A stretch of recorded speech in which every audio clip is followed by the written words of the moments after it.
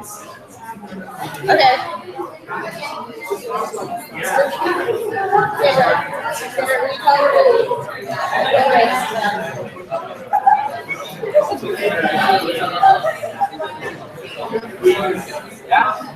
Okay, understand for the go ahead discussions? Yeah.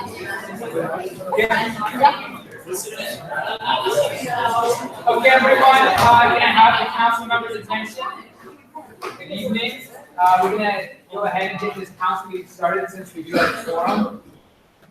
Welcome, everyone, to the 2016-2017 council's second to last meeting of the academic of our term, I suppose. So our first meeting order of business, I call this meeting order at 7:02, and we will begin with the signing of the attendance sheet as per usual. So thank you, Kevin, for passing that around the room. First order of business is going to be the approval of the agenda. So I can entertain a motion. First, I can entertain any amendments to the agenda. Okay. Any additional amendments to the agenda? Yes. I move to strike ASRF and travel refund. ASRF and travel main fund have been struck. Any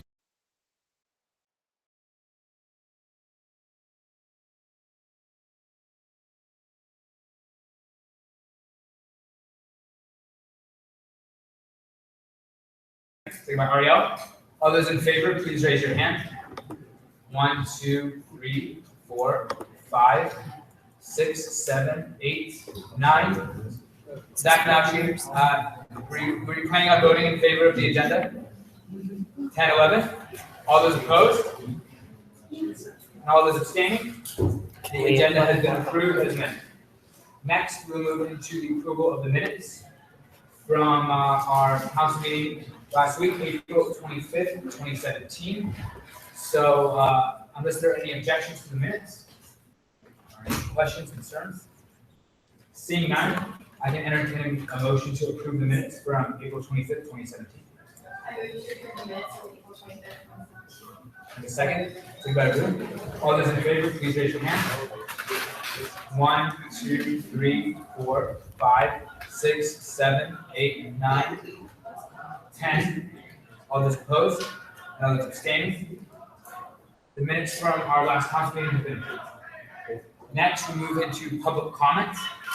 Since we have a number of folks in the room, and out of respect to all of the members of the community that are here, I'm going to just give you an overview of public comment for tonight's council meeting. First, there will be 2 rounds of public comment. There will be an audio-only round of public comment where I'll go around the room, and if you want to have a public comment, there will be audio-only, and then there will be a round of audio-visual public comment.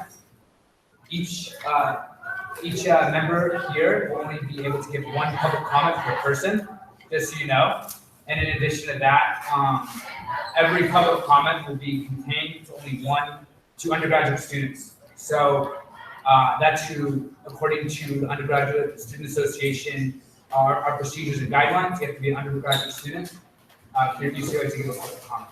In addition to that, the bylaws for tonight, since there are a lot of students in the room who may want to give public comment out of respect to our bylaws, public comment can last a maximum of 30 minutes.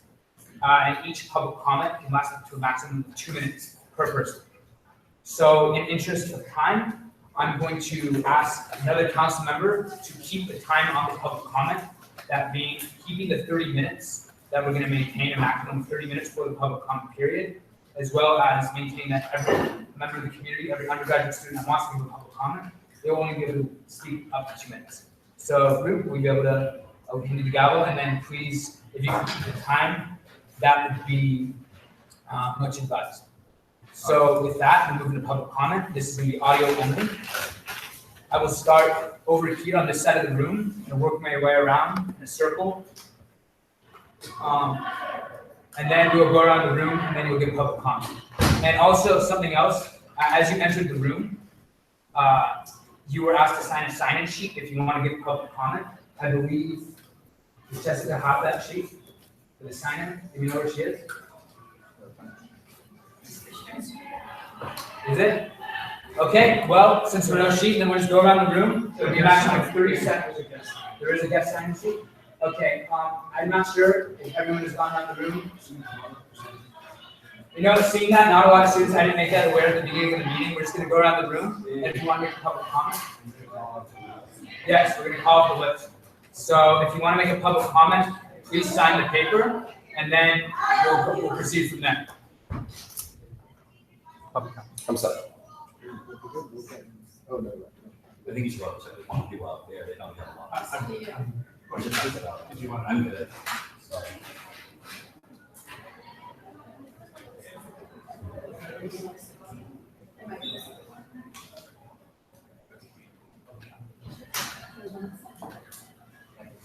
Yes, once everyone who is in the room has gone around and decided to sign up for public comment, if this is everyone,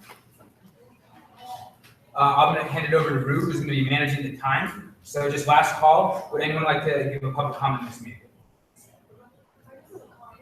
Yes.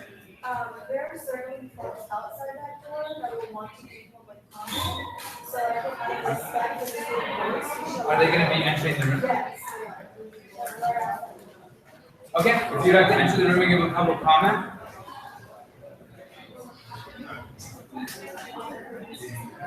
Yes. Just, due to the size of the building, we have sort of the fire marshal, fire safety reasons, control the number of people in the room. So, a number of people will be outside, and we have had no record room before, we've allowed public comment to continue with, as one person out, one person in. So we Okay, so I see as there are a number of students who are entering the room, and since we can't, I want to ask if we can pass the sheet around again. So you can record your name. For those of you that just entered the room, if you'd like to give a public comment, we're going to be calling folks off the sheet. So would anyone like to give a public comment? Yeah, right here. Yeah, so we'll pass this on. So please record your name, and then once we get through that, then we'll go to public comment.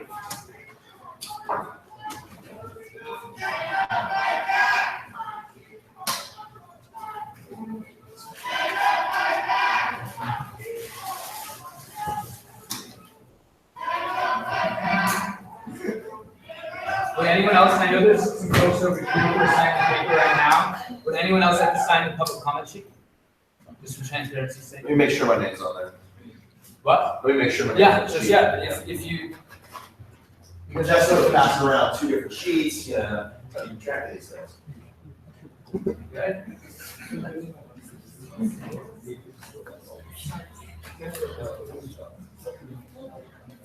Sure.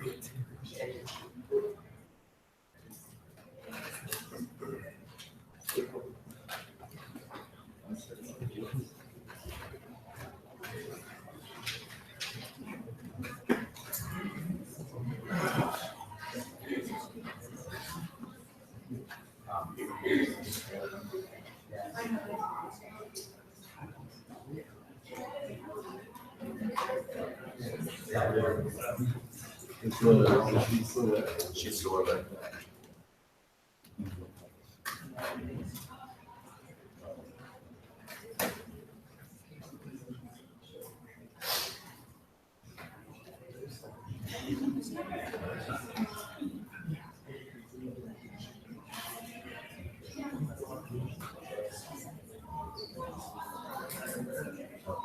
So Ru, are you good on the procedure for time?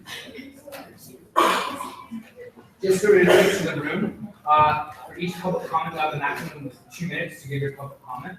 So that's the procedure for the meeting. Because I know a few of you walked into the room after I went over the rules, and public comment will be going on for a maximum of 30 minutes. So just as a refresher for the room.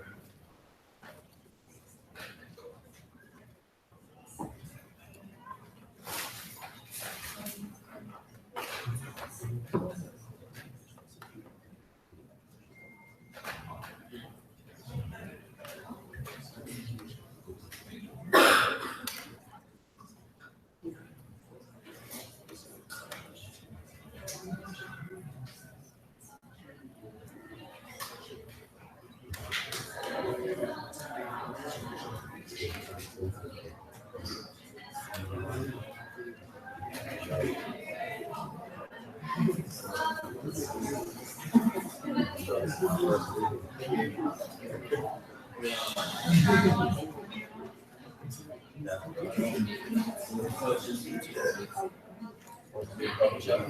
you think, in interest of, would it be advisable to call for a recess to ensure that everyone's in the order? Because I want to give everyone a chance to sign up for the public comment sheet if they so choose.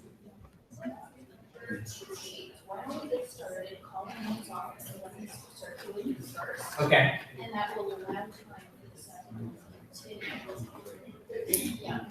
well, unless people speak less than 2 minutes and then you can, have more. So, do we have one of the sheets? Well, I'm not sure that there's going to be two public comment sheets. There's a general guest list, which we always send around, and then there's the public comment list. Unless we have adjusted that in practice.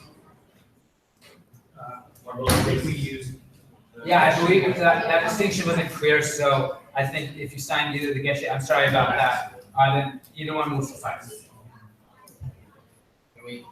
So do we have either of those sheets here? This is a blank form like that outside.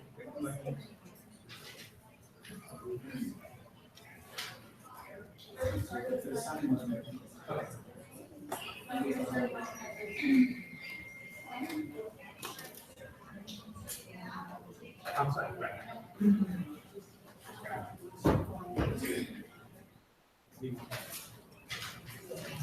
Okay, so this one.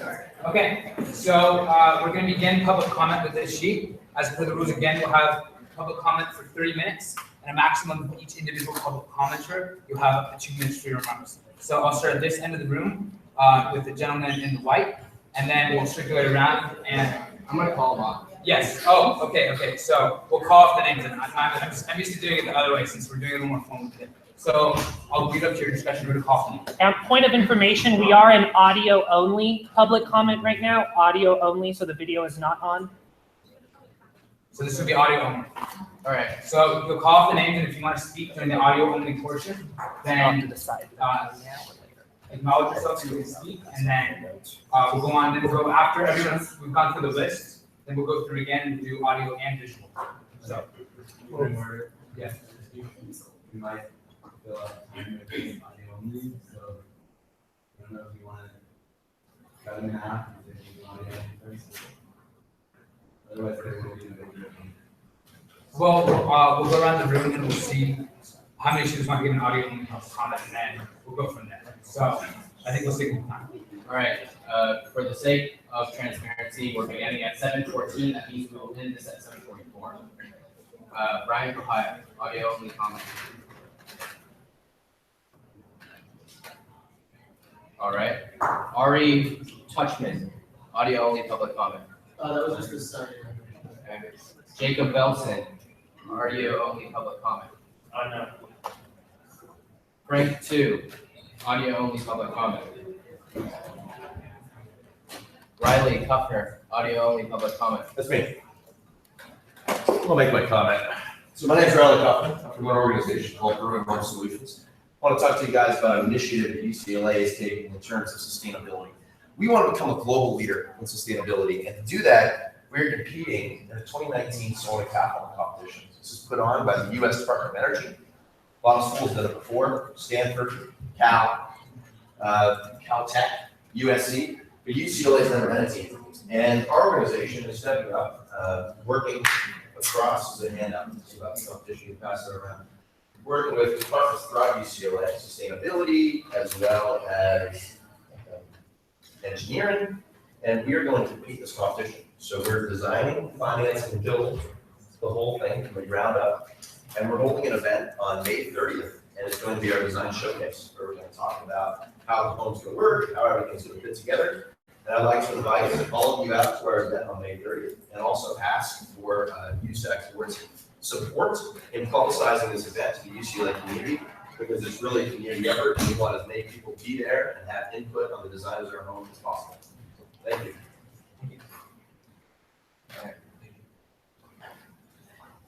Next up, Alicia Bryson. Alicia Bryson.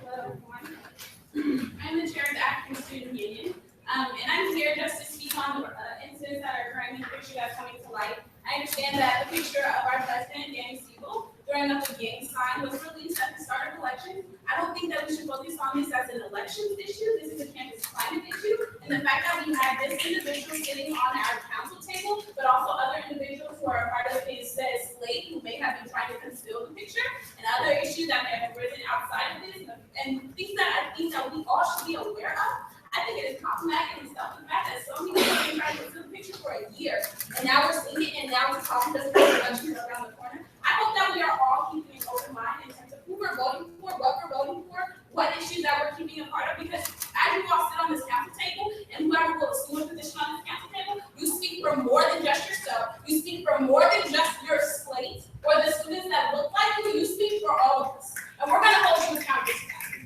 Thank you. Next up, and apologize in advance if I get your names wrong, Nadira Steffens. Audio only. Caitlin Walker. Hey. Hello, everybody. My name is Caitlin Walker. I'm a first year, and I'm part of the African Student Union.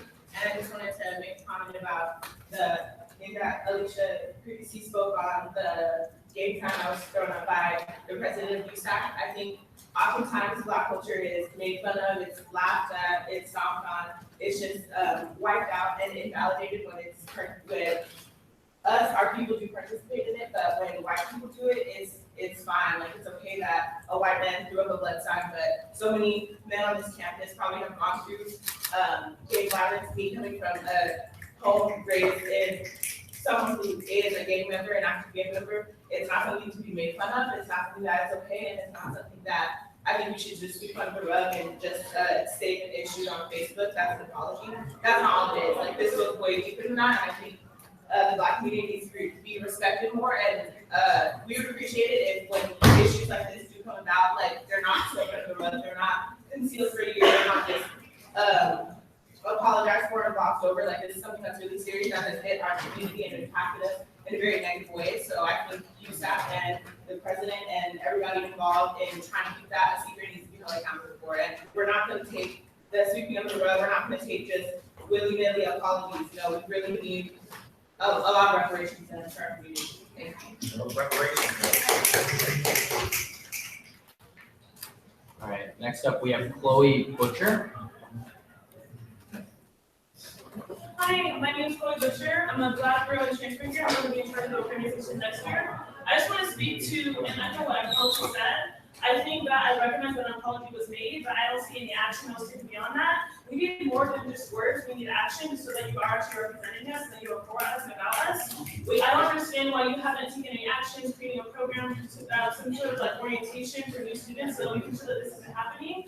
I recognize that this is probably from a state of ignorance and unawareness. And as someone that has created so many friends that are directly related and we will speak these issues that are directly affected, I'm hurt, disgusted, and I don't think I should be able to stand for hearing just an apology and just words. I want to see how you're actually doing something to actually speak to how you're actually for us, and I don't see that right now.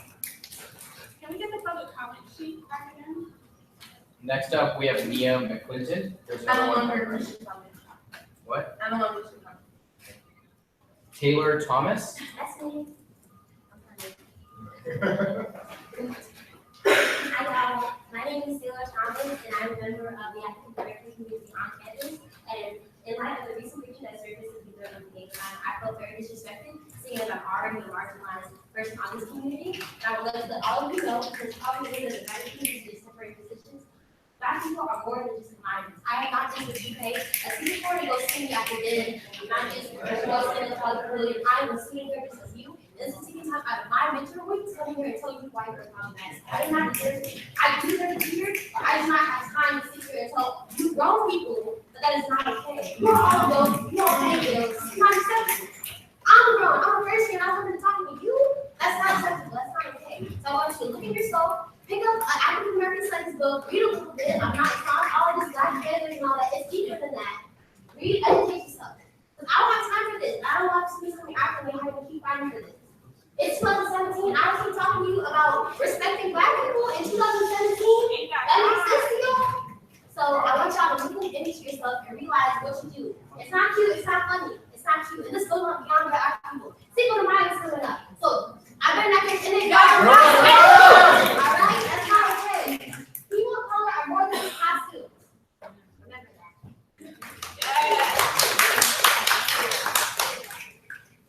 All right, next up, we have Hannah, AL, and I'm also gonna request that the second sheet, if it's around, comes here. Okay, can we get the second sheet to sign, please?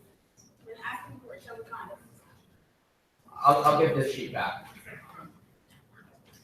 Hannah, AL? Yeah. Hey everyone, my name is Hannah Walsey. So building on what everyone else said, I don't know whether or not you recognize what you did was disgraceful and despicable. And I saw your apology on Facebook. The sincerity of it is definitely questionable. But the fact that it really had me on edge, the fact that you're like, well, this was a year ago. The reason I'm wondering why it's published now, like for election purposes, it doesn't matter why it's published now. It doesn't matter that it was a year ago. You're running for president of UCLA, one of the best institutions in this university. So you should have known that. And me as a first year, the fact that I know it and my non-people of color friends know it, it just shows that you should have known last year or the year before that throwing up a sign like that and the implications that come with that is not acceptable. That's all I have to say.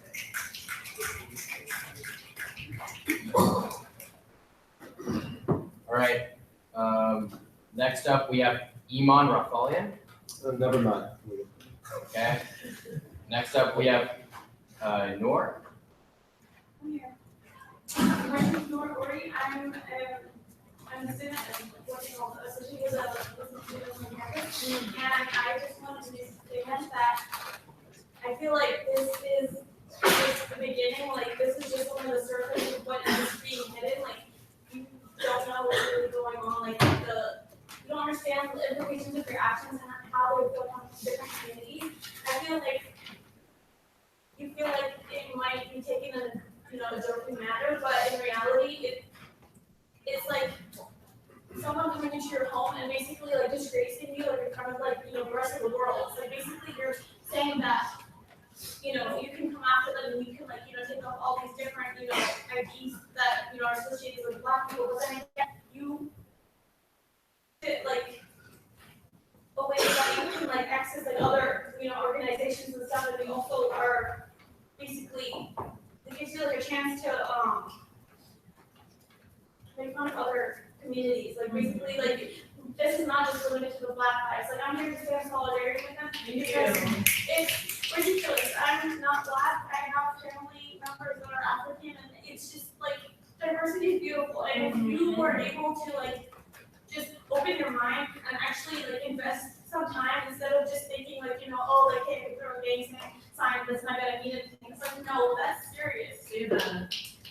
So you really have to take action and not just apologize, because an apology means nothing. You can do nothing to support it. An apology is two parts. First, you have to apologize, and then second, you have to take action. You have to make sure, how can I help you make it better? And not just to Black girls on campus, but also to other communities as well, because I feel like we're also marginalized and we're also minorities on campus, and we need representation. And you're the student president, so you should be representing all of us, not just the Your white. time's up. Thank you. Sorry about that. Next up for audio only, we have Robert Gardner. No, video please. Okay. I don't think that's Next up for audio only, we have Henry DeGroot. No, you wait, I'm sorry, you just called my name, I said, We're doing a second round. You got a second round? Okay. Okay, well, first, my name is Henry DeGroot. I'm with social students. And first, I think it's amazing to see all these students standing in solidarity with one another, with the Black community. And I'm going to come in on another issue, the issue of sanctuary campus. This morning, a delegation from the Student Labor Advocacy Project, including delegates from Ideas, from the UC Student Workers Union, and social students, and the Chicanics Study Social Justice Caucus, met with the Vice Chancellor for Student Affairs, and the Vice Chancellor and the administration are claiming that they're really doing their best effort to defend vulnerable communities that Trump is targeting, especially undocumented students. But we went there to highlight the deficiencies in their policies, both technically and also the failure to come out with a bold stance, declaring UCLA a sanctuary campus and taking aggressive action to pursue that. And especially the university has continued to send out a massive police presence every time workers go to pickets or we have rallies in support of sanctuary campus, intimidating undocumented students and workers. So I ask that this council come out firmly in condemnation of the use of police, the over-policing of rallies, and that they call on Gene Block to immediately move towards a full sanctuary campus policies, especially taking into consideration the 15 demands that the SLAP coalition has developed. That's all. All right, these are the only two sheets I have, so I'm going to now move into audio and visual public comments. Are you Maybe gonna also send that sheet down. We've been asking for the audio sheet so we could sign more, but you haven't passed it back.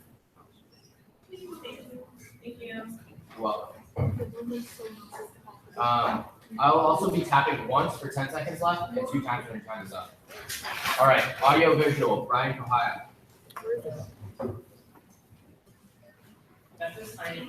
Jacob Belson. It's been used for both. Narada Stephens. Nia McClinton.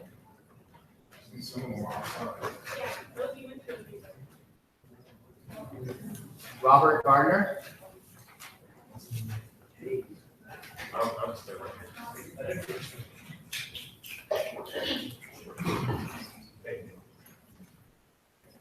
Well, another day where I have to balance academia and fighting motherfucking racism. So tired. But you know what? It's like, you can't break me.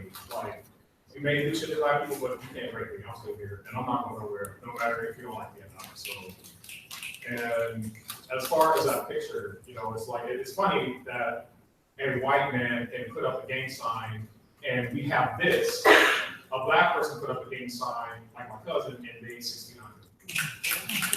And I think it just speaks to, it just speaks, you know, how like we don't value black lives and how we don't try to figure out the systemic reasonings behind a lot of our cultural differences. When people who gangbang, where I come from, they don't gangbang just because they think it's like playing Nintendo. They're gangbanging because they have no social capital, there are no jobs, there's white violence from the police state, they don't have income, they've been disinvested, marginalized, excluded, and colonized, okay? So, you have to understand the systemic reasoning of why we are mad. It's just not, oh, you just put up a gang sign. But there's systemic reasons behind that. And that's what makes me really mad. You really don't get it. You just don't. You have to understand why people are doing these things. And until you understand why people are doing these things, until you take an ethnic studies course, pop open and pop Mexico, pop open something happens, they would get, hey man, like something. Like until you actually get into the nitty gritty and stop just running people of color because you don't feel like learning about us. Like this shit is going to keep going. Like I'm sorry, I'm still talking. Anyway. But anyway, so that's what I just want to say. So I just want to say that I just want to say that if you really care about anti-blackness, I'm sorry, everyone else respected the time. Everyone else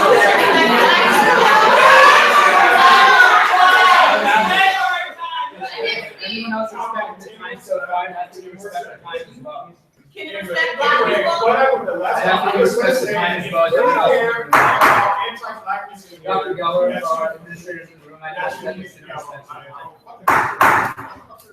Like I said, if you Okay, I'm gonna call for a recess right now, so we have to respect the time. I'm gonna move for a recess right now. And I'm gonna-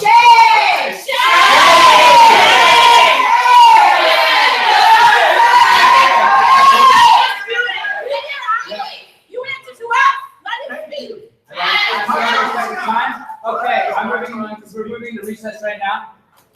So you're Ain't no recess. We're moving to Like, recess. Let me go talk to the I'm not done. I got like 5 seconds. So, like I said, In order for you to go to recess, you need all of us to vote on it. So it's not your own decision. So is there a motion to go into recess? We're gonna move into recess right now. Entertain a motion to move for a 5-minute recess. We would have been done already if you had listened. exactly. You never Like I said. We don't respect black people, so we need to respect this. How do you care about There's a motion to recess on the floor. I'd ask that you please respect the time like every. Please respect us. Please respect us. There's been a motion for a recess.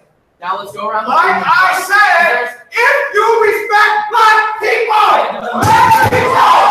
what you need to do is make a fucking mistake. This is not what fucking about me dead. I can entertain a motion for a recess. Like I said, if you respect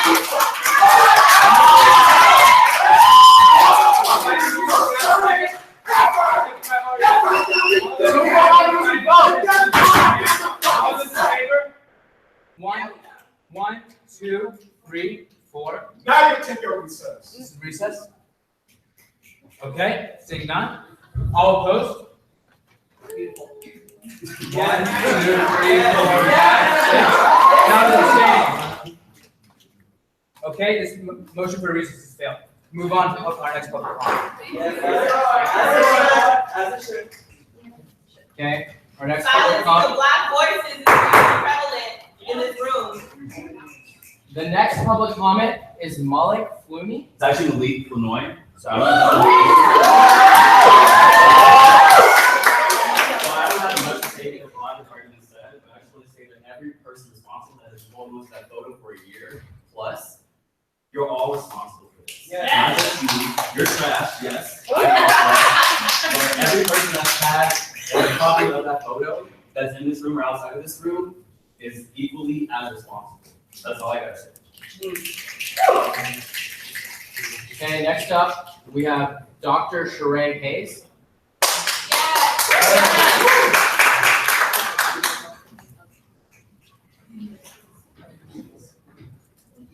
All right. Good evening. Sorry. Good evening.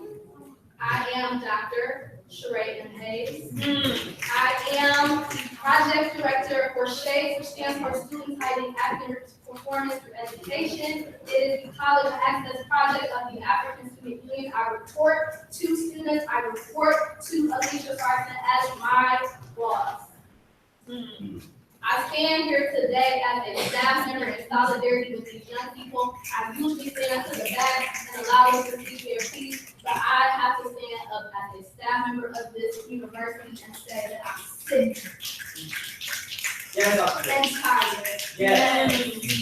Sick and tired of being sick and tired. My team goes out every single day into greater LA to get young people into college and have them be empowered. And yet, we can show today a picture of you as a leader of the so-called leader of this university to our students who live in South Central and ask them what they think about you throwing up the blood sign. Like my brother Robert said, I come from the hood. Okay, you want to hear my credentials? I have a BA from Tennessee State University, which is HBCU. I have a master's from New York University, one of the most prestigious universities in this country. I have a PhD from Michigan State University in African American African Studies with a graduate certificate in urban education. So when you call, Ma'am, your time is up. So when you call Thank you. for Your time is sound and facts, you I'm can say sorry. something. Here it is. I If there is Your no time is struggle. up. All right, time is up, Congress, Representative said if there is no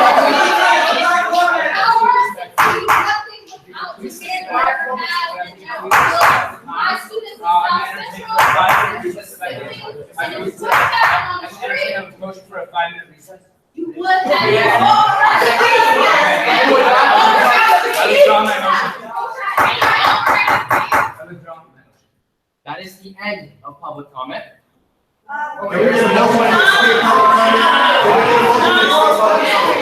The lists have been complete. This was signed, these were passed around at the beginning. I haven't done a minute. Now I will go ahead. Haven't done a minute because we still have public comment, right?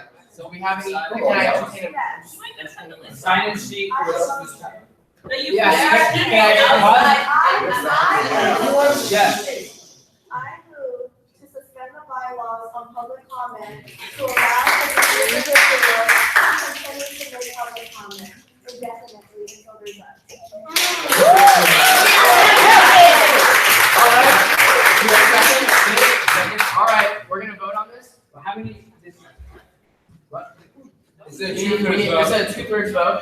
Can we go around the room? The ayes? So We haven't used that all the time. You have to, I motion to accept the public comment by handing out this sheet to the folks in the room who would like to make public comment. Point of order, there's a motion and a second on the table. We must now continue with the vote. That is according to Robert's rules. Thank you. that is true. All right, can we go around the room? So all those in favor of suspending the bylaws on for? I'm the chair. You vote. I don't vote because I can't present, so. Yeah, yes, I'm going to vote now. So, yeah, I have no voting power, so actually, hand me the gavel. We're moving into vote now. So all those in favor of suspending the bylaws, to allow for indefinite public comment is that correct? Yes. All those in favor, please raise your hand. Oh, let's get right back. 1, 2, 3, 4, 5, 6. All those opposed? 1, 2, 3.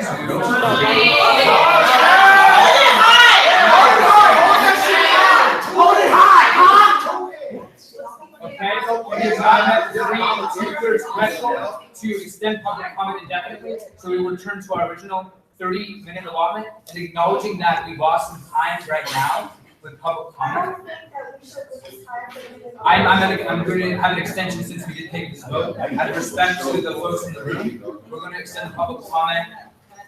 Let me see, how much time is it? We have till 7:44. 7:45, I'm going to extend public comment by 10 minutes.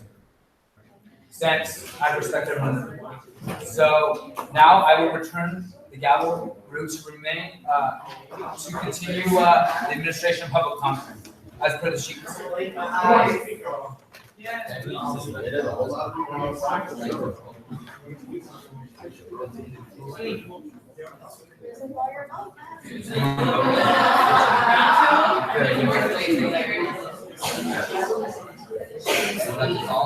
I know you have to, if the motion's on the table, then you don't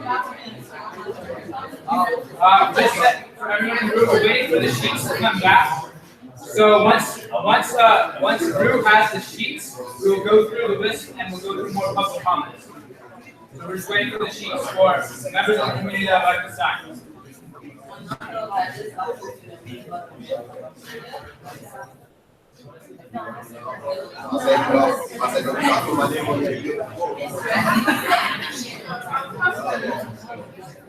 Sorry, you're sweating,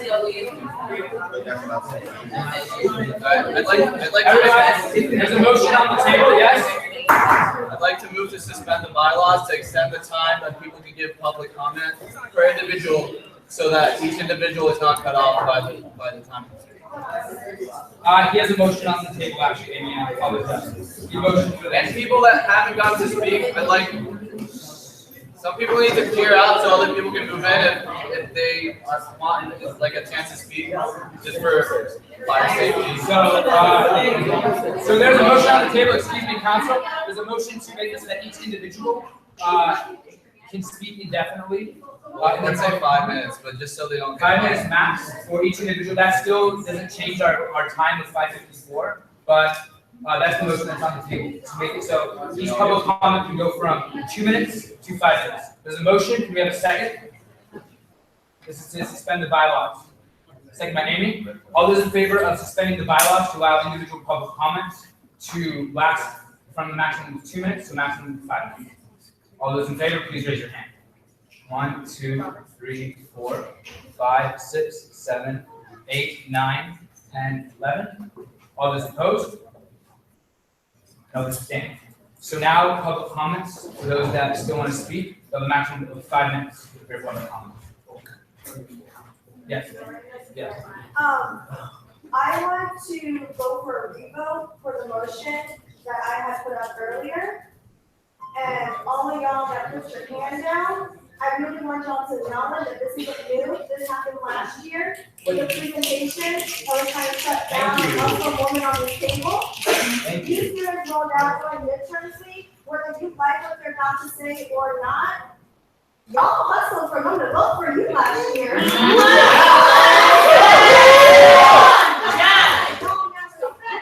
Actually out here applying their student fees to you right now, then you will pick up an extra.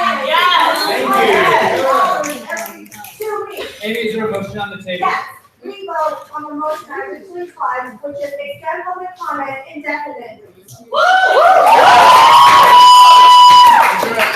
Second by Div. So all those in favor of suspending the bylaws, this is the previous vote, to allow for indefinite public comment.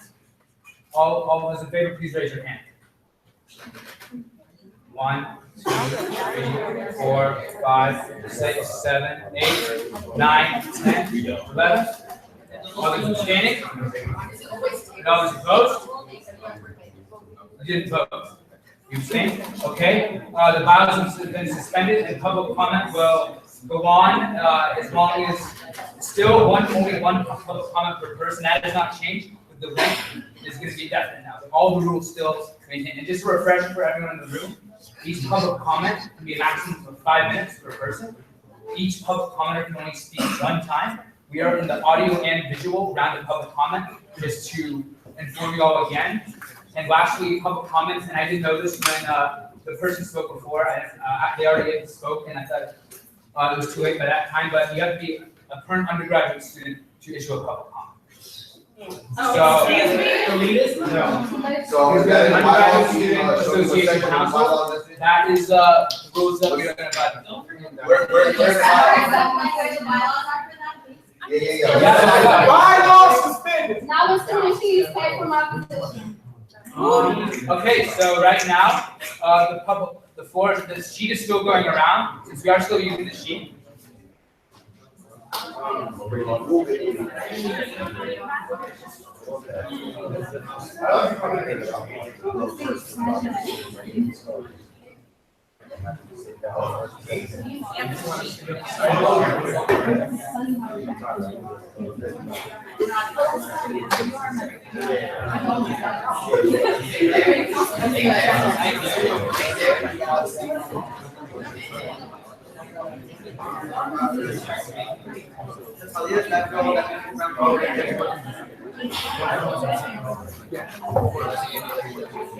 Yes, Amy?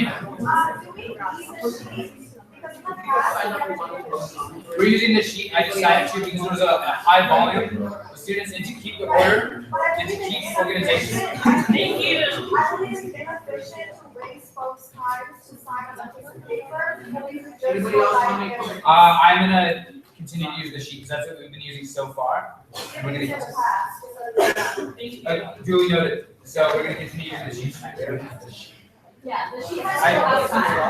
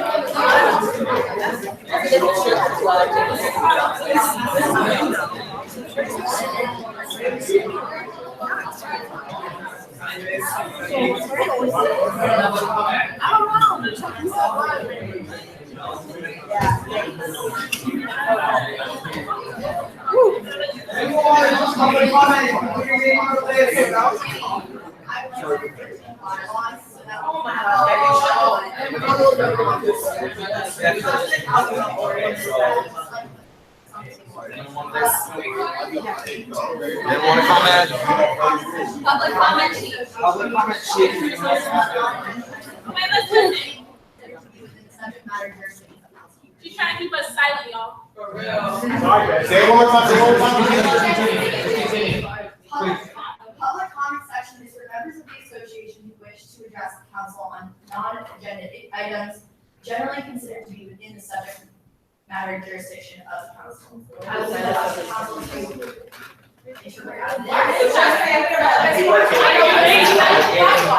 So how is public comment if it's supposed to be not on the agenda, like we're taking it to the agenda? I think we gotta fix the bylaws, but I think that's how we're trying to take it. I'm addressing just considering that only undergraduates can speak and. I'm suspended. Able to decide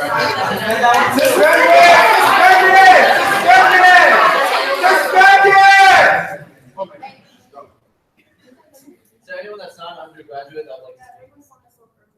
Yes. I know. Any more? Any other ones? So we get suspended. Joey? Yeah. Joey's a graduate student. He wants to speak.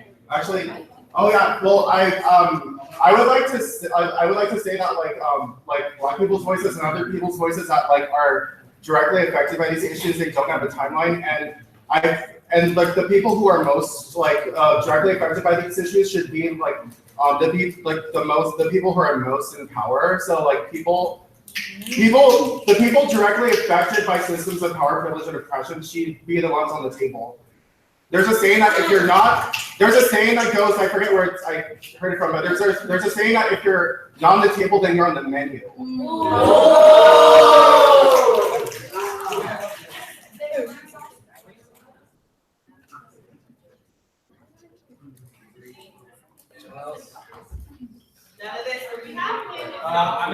I'm gonna relinquish my chair for public comment.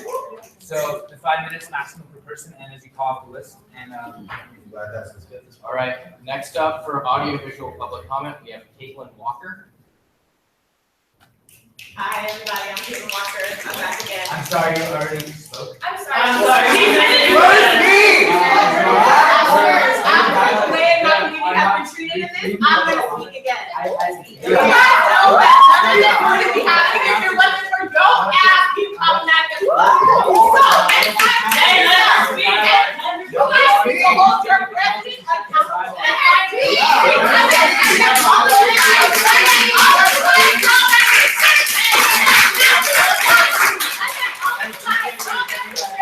Nothing about this man. Disrespectful culture. I dare you to try to put up that sign in my hood and see what happens to you. I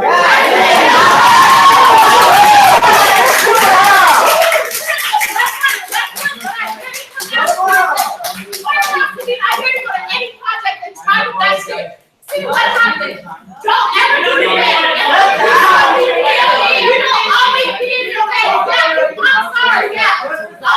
You just apologize for fake shit. You need to listen to us. You need to listen to the Black community. These are people you have offended. They need to disrespect the whole community. Yeah, 100%. But we're present on the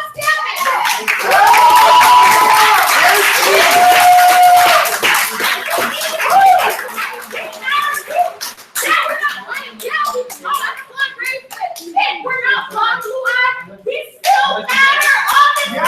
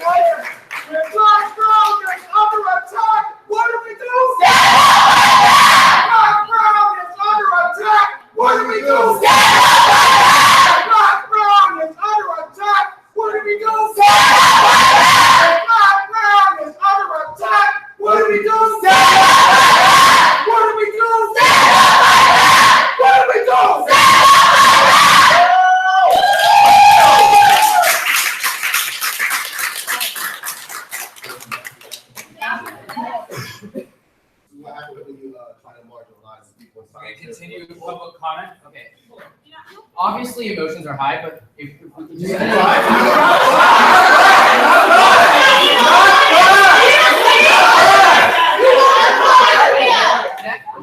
Next up on the public comment is Isaac Felix.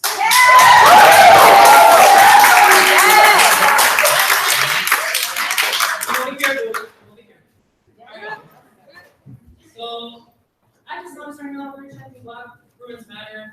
This side of the table over here, Yeah. we don't even acknowledge them. Exactly. Yeah, what you down? So my question to you all is, what the fuck are you doing in those seats then? Y'all over here, in your privileged positions, not even advocating for us, not even caring to listen for us. So what are y'all doing in those seats? Shame! And for my people of color on this side of the room, stop being tokenized.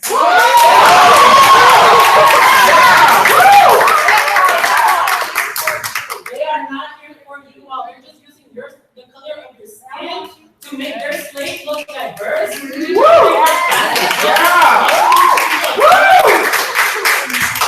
White supremacy will never protect you. But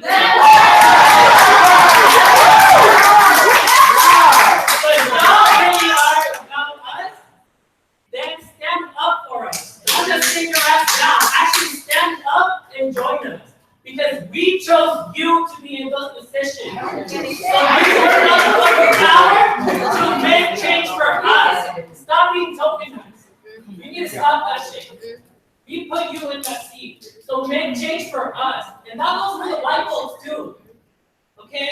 Don't just utilize them to make yourselves look more diverse. If y'all really do care about us, and Danny, you said that you care about our communities on Facebook, you need to stop with your freaking sorry ass apology. You need to actually make change for us. Do something. Do something. Don't apologize. Don't be cutting off people. People can speak more than 2 times. They already spoke to them 20. So do something. That's all I have to say. Yeah. The more you silence us, the louder we're gonna be.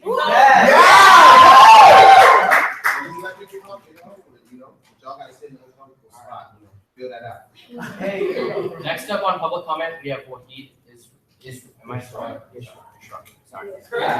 So I just want to say 2 things. One is this should have been apologized for like last year. If it was supposed to be a year ago, it should have been apologized for the day it was supposed to be. Shouldn't have happened. Shouldn't have happened, obviously. Thank you. It should not have happened first. And second, you were on council for a whole year. You were on council with Alia, with Amy, with Anais. How can you, after a year of being Gen Rep 1 and sitting on this council, still not like understand why this is happening? Like I don't get how your apology can come a year after when you shared council before with these amazing women that were fighting since like before this happened. Yeah, I don't understand it, and I think that your apology was very sincere. I think it should have come a year ago. I just don't think it should have happened. So. You want to be silencing us if it was sincere. Oh, Exactly. All right, thank you. Next up, on public comment, we have Natalia Toscano. Over there. Hello, everyone. Thank you for allowing me to be here. First off, I want to honor the original people of this land. Occupying their land by being here. I want to first say, Black Lives Matter.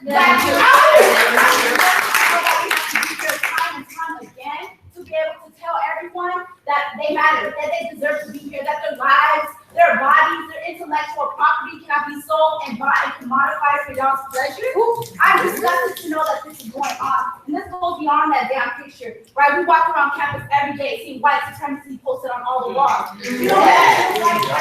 You see that every day? I'm sure you don't. You don't need it now because that's why we're in here. Right? So take a second to realize that we are telling you, demanding that y'all need to get your shit together. Right? We need to dismantle these white supremacist institutions that you are holding. All of you, right? By being here, by sitting at this table, by looking at us, by thinking you can tell us when we can and cannot talk. Right? Y'all are up here with white supremacy. Right? As a China, I do not allow this. Y'all do not represent me. None of you. I do not vote for you. I do not support you.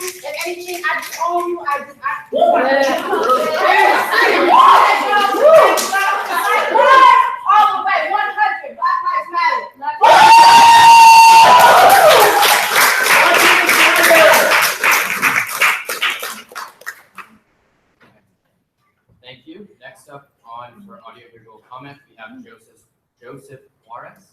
I already spoke, I can speak. Speak again? Okay.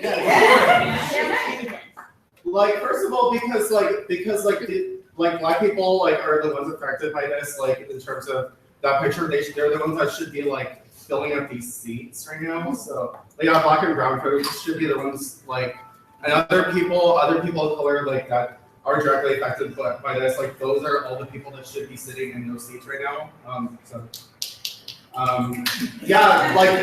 They shouldn't be on the menu. They should be on the table.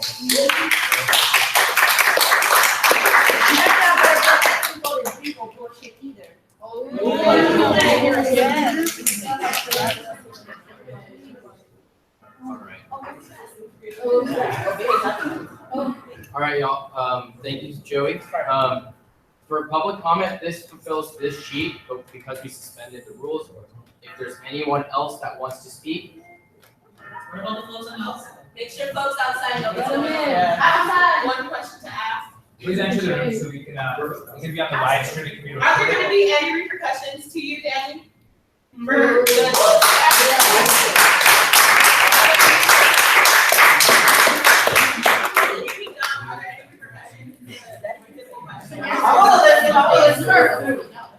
Somebody can make room for somebody to come in. Sorry. Especially this side over here. There's a question on this. Are there gonna be any repercussions? I think the last thing would appreciate it. I'm sorry.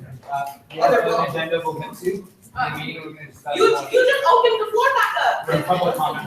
This is public comment, so this is a comment that needs, a question that needs to be commented on. Like, She's right. Let her speak. We want to know what are the repercussions for you disrespecting your community. Hold on, let's get back to this. I will speak later in the meeting. Okay, I'll hold you to that. We're right here. Oh, yeah, I know the rest of the time. This is public comment for members of the community. On the agenda. All right, well, you're not part of the community. You're not part of the community, so why are you speaking? Let other people speak. Then you yield the floor, pass over the gavel. What's the Robert's rule? Do we need to pull out the bylaw? I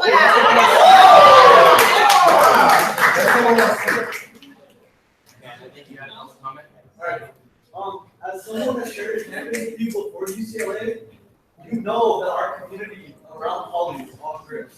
So I dare you to go throw that setup around our community.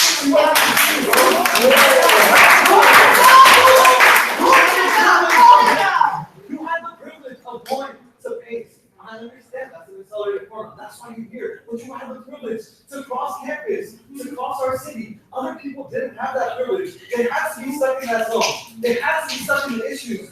And now that area is being more gentrified and pushing gang violence more towards our school and our population, go throw that up again. I dare you, bro.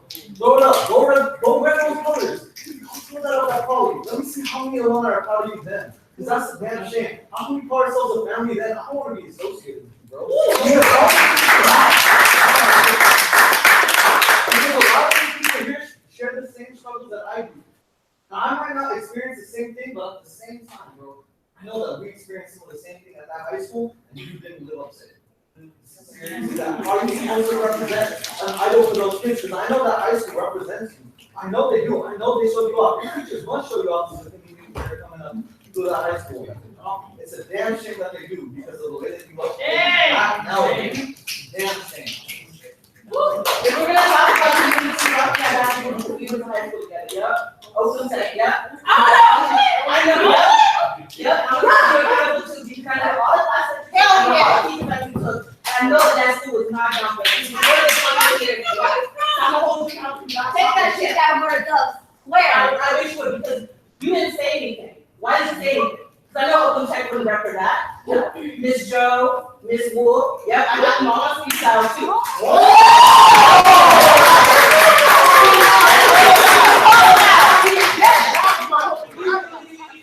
All y'all come to bullshit. That's fucked up. Y'all know that.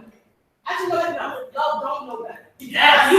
Y'all just stop it immediately. That's messed up. But you should know better. Y'all are too motherfucking grown to be throwing up shit like that or letting someone do that around you.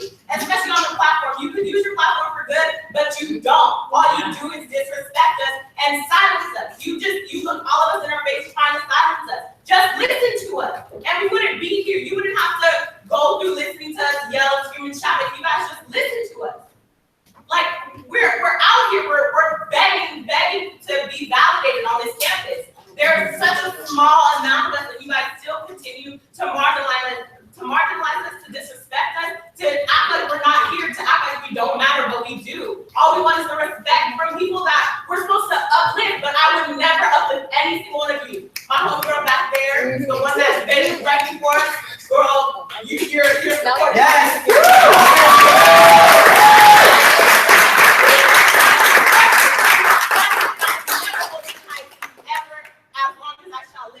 Now take that home with you and think about that. Think of how the communities on this campus now look at you with disgust.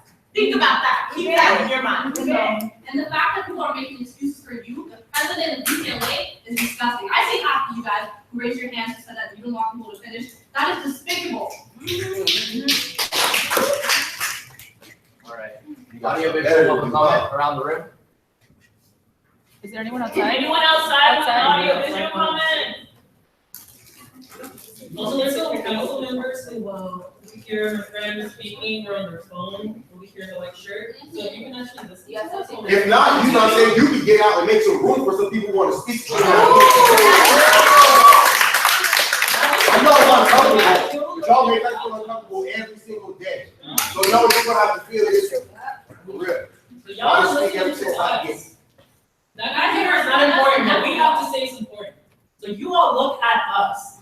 Stop looking at your fucking computers. That shit's gonna still be alive after this. Exactly. But if you got something better to do, you can leave. Exactly. We don't need you here, right? You see the value? You have something better to do. Awesome. All right. Last call for public comment. Last call. You don't know what's like in our skin. Every day I'm on this campus. This is my dream school. Every day I see people who don't look like me stare at me like I don't fucking belong here. The person that sees my skin color, my hair, and my clothes, I go, they don't see my intellect. They don't see my dedication to this damn school. This is the one school I always wanted to go to. And since my first part of last year, I've been disappointed in the social aspect because it seems like no one gives a fuck about me. Amy, Viv, I love you guys. Yes, you fight for what you say. And I love you guys. You fight for all of us who are underrepresented. So I love you guys. I'm gonna say this one more time. Today should have been in your feed. Yeah. This what happened when I play classic. Alright, so I want to request all of you to not look at every single person that's spoken today with anger or hatred. We are not personally attacking you as much as we are sick and tired of what y'all put us through. So if you could listen and like not be angry that we're saying these things, then we shouldn't have an issue. Like, you should listen to us, and you should not be angry, and you should kind of absorb what every single person is saying, and try to like engage with us outside of where we have to stand here and yell. Thank you. And with that, again, last call for public comment. You get us outside? Yeah, is anyone outside? Can you please stand up and ask people? Let's go. We asked. I hate to play on the angry black woman narrative, but you forced me to.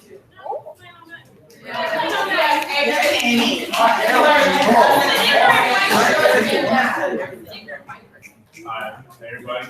I mean, strictly put, I'm a first year here. I just can't be so down in my strength for right now. But I mean, as far as what I want to say, it's kind of sad to see that as a global community that we come down to this kind of state in which that it takes all of us to voice our anger and voice our feelings for you guys to see a message that something's systematically and institutionally wrong with this place, not just from a social aspect, but from a socioeconomic aspect as well. And it just seems sad to say that like it takes somebody to go to extreme measures or lack of awareness of who you are supposed to represent as a campus community. And it's just sad to see that like we see many people here from all walks of life coming here to talk to you guys. You guys be representatives of all of us, all our lives, all our dreams and aspirations. And yet you guys are here on a pedestal acting as if like all this is beyond you guys. and all this doesn't affect you guys in any single way. I mean, the more you guys deliberate and talk about things that don't really affect anybody, the less change is ever gonna happen, and more people are gonna see you guys as supposed tyrants or in a hegemonic way that, as a whole, doesn't help your community at all. I mean, you guys stand here, you guys sit here acting as if like there's actual change being done, and you are actually representing everybody in every way of life. But yet, you see the effects, you see the results of that supposed change that you guys supposedly say that you guys are bringing about by being Bruins United or being united in any other front. I mean, you guys may express the fact that you guys are united in any way, but what change or what difference have you guys made? I mean, you guys might be united in your single ideology, but it doesn't seem you guys have changed any culture or any preconceived institution that you still is frowned upon. You still continue to marginalize every other community. So I'm here as the first year, knowing that I have a long future, a bright future ahead of myself, but I'm here asking you guys, what exactly you guys going to do in terms of making change, and what are you guys exactly going to do in terms of actually representing a global campus instead of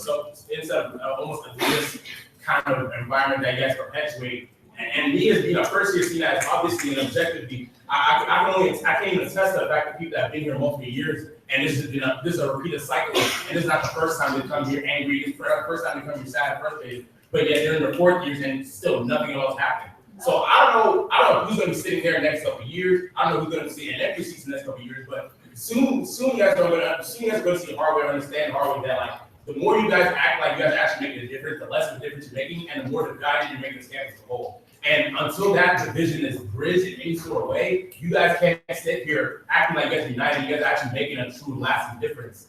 And then you expect me to accept that in any single way as you actually helped me as a black man, as a Latino woman, any other person, any other creed, anybody. You guys can't stand here or sit here acting as if you guys are actually doing something. Because as far as I've seen in the last 2 quarters, you guys actually done nothing but be ignorant and be distant from the real issues that are at hand every single possible day. And the more distant you guys become, the less of a force and more of just an ideal or idealistic like vision that you guys think you might have. You guys just live in your own fantasy land, because obviously you guys don't understand what it takes to be a really global community. You guys don't understand the values that you said was built upon that let everybody in here that are absolutely qualified in every single way. I don't know if you guys have forgotten that, but it seems you guys have, and you guys obviously have to do something about it, or obviously have to do something in a way that people don't have to come here and yell at you guys and express outward anger and emotion for you guys to say like, oh, there might be a problem. There's obviously a problem. This is a matter of we put you guys here in a position for you guys to solve it. You guys and make sure that this doesn't happen again. So stop being so reactive and stop being so ignorant to the realities of life, and actually try to do something that actually helps us as a community embrace each other and love each other and actually advance in all walks of life. That's about all I have to say.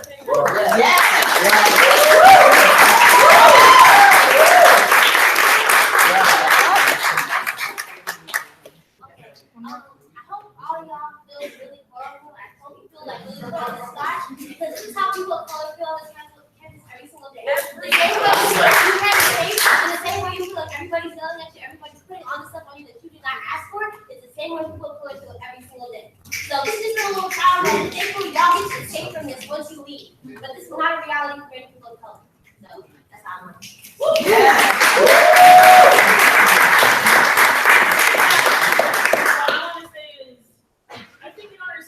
the word Bruins United hurts us. It's interesting that you see you're unified in what's going on, but when you unify, you mesh all of our issues together. You don't recognize all of our separate struggles. We are all oppressed in different ways. And when you say that, oh, we're all oppressed and we're all standing together with that, we're not recognizing how every single struggle is different in its own way and painful in its own way. It each has its own important history that needs to be respected. And so when you just say that you're unifying and you're representing everyone, why don't you recognize each and every single person's issue? When you have multiple friends, you are aware of each single friend differently, and you like each single person for how beautiful they are. We're not all one person, so that's why it hurts when you say we're Bruins United, and that you say that we're all one issue. I think it's terrible that I have to go into the classroom and learn in my African American studies classrooms words to describe all these feelings that I have. Like, why do I have to finally have words to put to the feelings I have in my heart? Why do I have to finally hear words to describe how I feel? Why do I have to learn about the word systematic oppression? Why do I have to learn about the word microaggression? Why do I have to learn about all these things to finally understand that I'm not crazy when I feel these things? Why do I have to understand that this is just something that only I experience, multiple people experience? Why do I have to understand that I have to stand in solidarity with other people and that we aren't the only ones experiencing these problems? It's terrible that we have to come together and say, oh, I experienced that problem too. So before these public comments, and hello again, my name is Alicia Bryson, Chair of the African Student Union here. Before we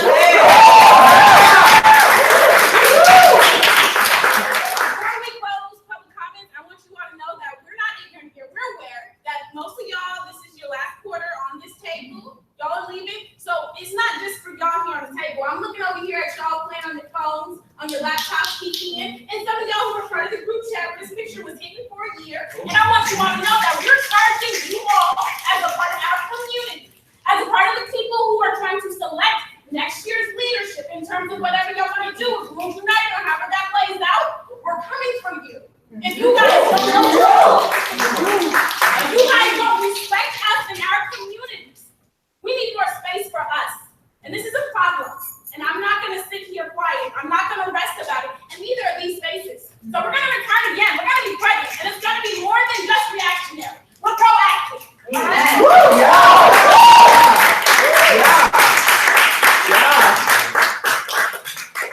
Something else I want to point out is that I'm fucking tired of seeing all the fucking work that all of us put in here. You put in so much fucking work to outreach to our folks, to do shit here on campus, just to get our fucking voices heard, and that's just not cool because none of y'all fucking acknowledge that shit. We put in, one, we have to beg for fucking funding. We have to fucking prove, we have to fucking prove that our voices, that our events fucking matter. We don't have to prove that shit. We deserve to have funding right off bat.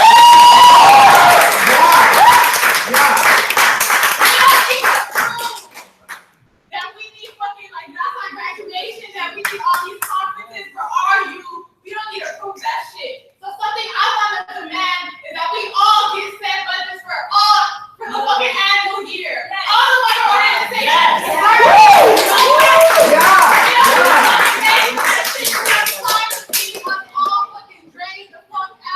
We're also here to study, but we're also fucking down for our people. And I'm tired of that shit. That's not our duty. Our duty is to do and, you know, like, have self-determination, have autonomy, but without having to fucking beg for that shit. Like, that's not. No more begging.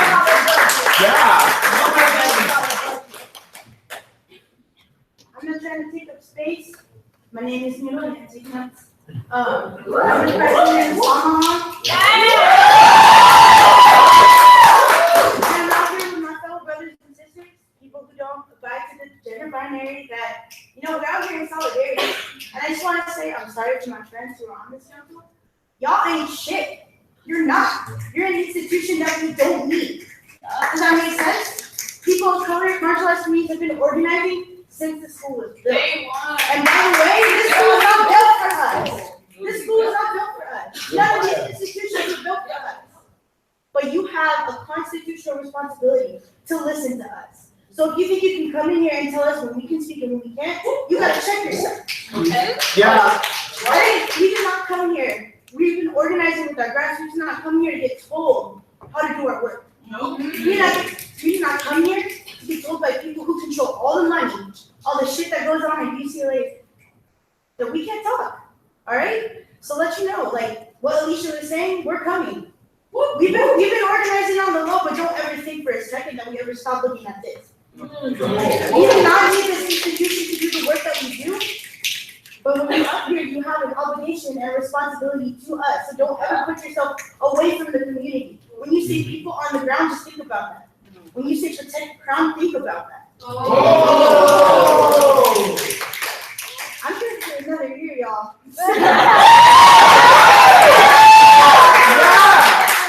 we're gonna stay here, even through affirmative action, you know?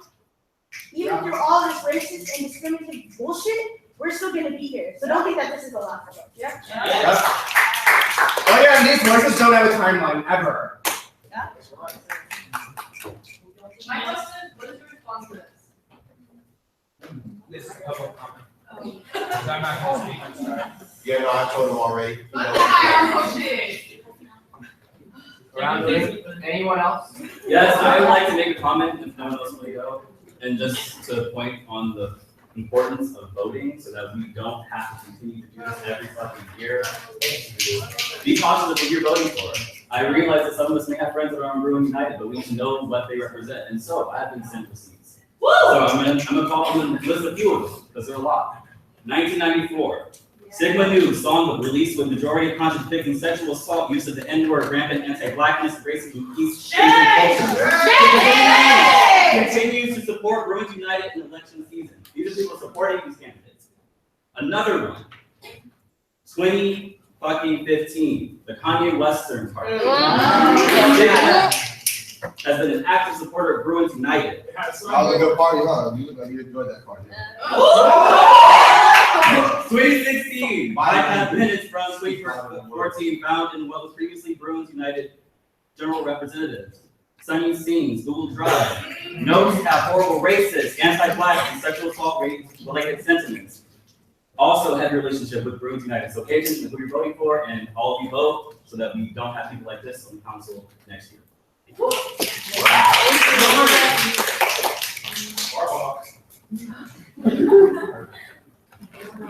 I just want to say one last thing before I go.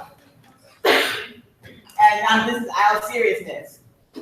The other day, I just started watching Dear White People on Netflix. Y'all need to watch that. And by the first episode, I already read, because if you have not known that entire film on this campus. Exactly. On this campus. And I have so much relation. I relate so much to that show because a lot of things they go I have went through, I've seen friends who go through, and they're not being heard. They're being ignored by administration. And one thing I really hate, as my fellow brothers and sisters said, you cannot silence us. So this might be my last 4 year, but some people here, they're going to be here for a year, for 2 years, maybe some say an extra year. So look out, watch your backs, keep your guard up, okay? Because you need us. You need all of us. Oh yeah, I'm gonna say something. Tyler Campbell. So yeah, don't let me get personal, man. I just play politics. I know how the game's played, so understand this is not about you. Take yourself out of it. You know what I mean? And empathize with us. You wouldn't be here if it wasn't for the actions that you guys have put upon us. So understand that. You know. I just want to say one last thing. I mean, we've been repeating this all the time, but I want to stress this to you guys for one last time that we are coming. We're gonna come next year, year after that, year after that, year after that. So how many things that come through and in and out these walls? That's just 50 years. That's decades of activism. That's decades of change that we've been doing. So it's not like we've been here. We're still coming. So I'm just telling you guys right now that we are coming. So whatever you guys think that you guys are gonna be talking about, deliberate after this in terms of what you guys are gonna. What response, whatever statements, whatever litigation you guys are gonna do, understand that no matter what you guys do in terms of sort of marginalize us or appropriate us in any single way, that we are still going to be coming and we're becoming harder and harder. Until actually something becomes evident that any one of you guys can sit on this board and actually legibly say that you guys make no difference, because until any of us see that, we're going to be still coming. Until even that seat right there at the president.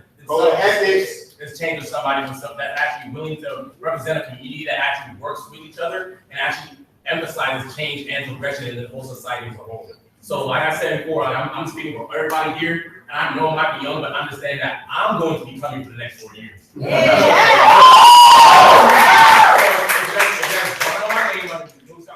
incoming vice chair of African Student Union.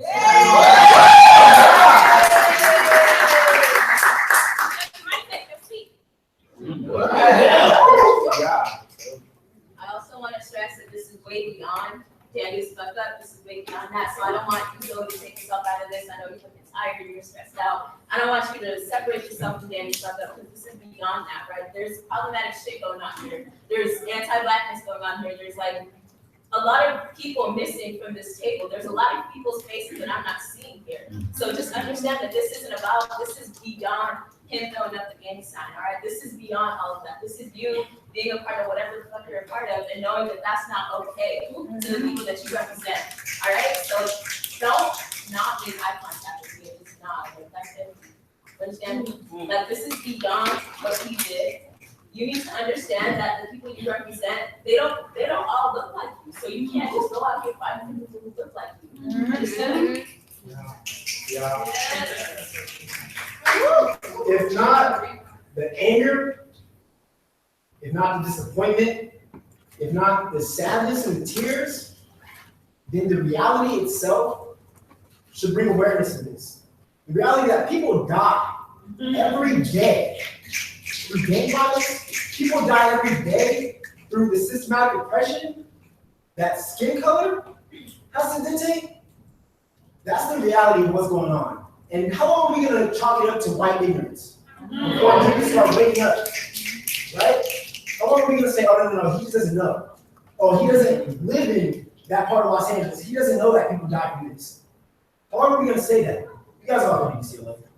You guys all got in, right? Everyone here is valedictorian of their class. Everyone here is ASB president. Everybody here has done something.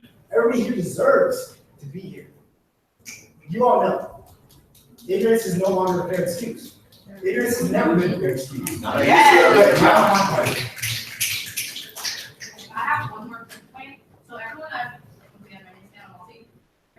I've talked to, or not everyone, a lot of people I've talked to about you have just said, oh, like, you're super liberal, don't worry, you black people. Liberal in what sense? In what sense? I know you're EBT group Democrats, I'm currently about the IBT group Democrats. And I was just wondering, like, that's disgraceful that we have someone who claims themselves to be liberal and do shit like this? Liberal in what sense? That's what I'm saying. Yeah, I really wanted to emphasize that this is personal. I'm not a person who thinks that this isn't personal. This is personal to each and every one of you at this table. Because each of you are individually and personally complicit in hiding whatever you did. And as Hannah said, I don't know what kind of liberal you are, but you should not like Right. But I can't speak for you, but I can speak to you. I should not have to be speaking to you, but I have to. So, I want you to take from this that jokes about our community are not the same as jokes about yours. Jokes about your community do not reinforce systems that oppress you. That happens to us. So this is personal. You are a part of this, and you should not be looking away from this.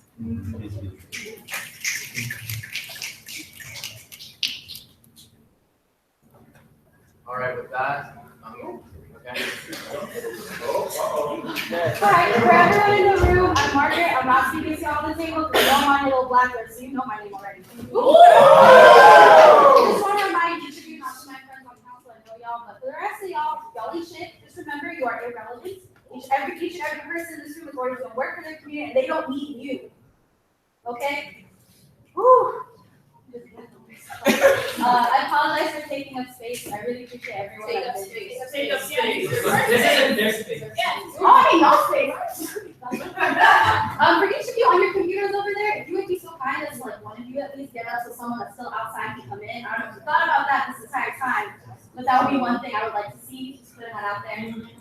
Yeah, for each of you sitting at this table who chose to be silent and allow this Hawkazoid over here to talk over black people. Both of you too. I know you're not white, but I don't care. Like, for each of you that allowed that to happen, to allow black women and women of color to be spoken over, allow people of color to be spoken over, that is not okay. Yeah. I'm done. You are so privileged. You go to UCLA. It is our job to educate you on this shit. Okay? Let's go, correct. I'm done. Yeah. I think, one thing I think is funny is that, like they try to pretend like they care about people of color, but yet at the same time, y'all go behind our backs, trying to actually infiltrate our communities and divide us. I see that motherfucking shit. I mean, come on, that shit is fucking offensive. Come into our communities, you try, and that's exactly how white supremacy works. Co-opt people, tokenize them, trying to infiltrate our spaces and further divide us so y'all can keep this shit as a monopoly forever. Guess what, bitch? That ain't happening. That ain't happening. You coming for that ass, and I ain't going nowhere either. Sorry for this movie work.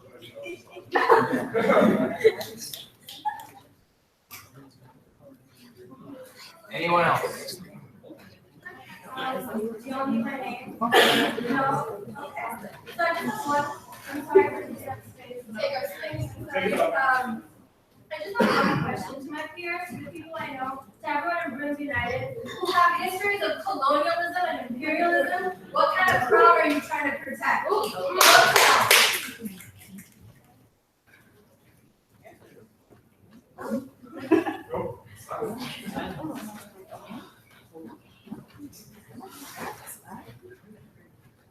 All right, with that, we're gonna go ahead and end audio-visual public comment. I'm gonna pass the chair back to Dave.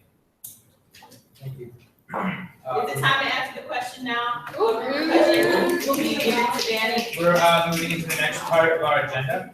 I'm gonna move to table the USAC Judicial Board appointment that was scheduled for this evening. So that's gonna be tabled until next week. Judicial board. Judicial Board appointment that is on the agenda and moving to table. I think that, I chose the table, this is my appointment, I put forward on the table. So, moving into the next. She has something to say.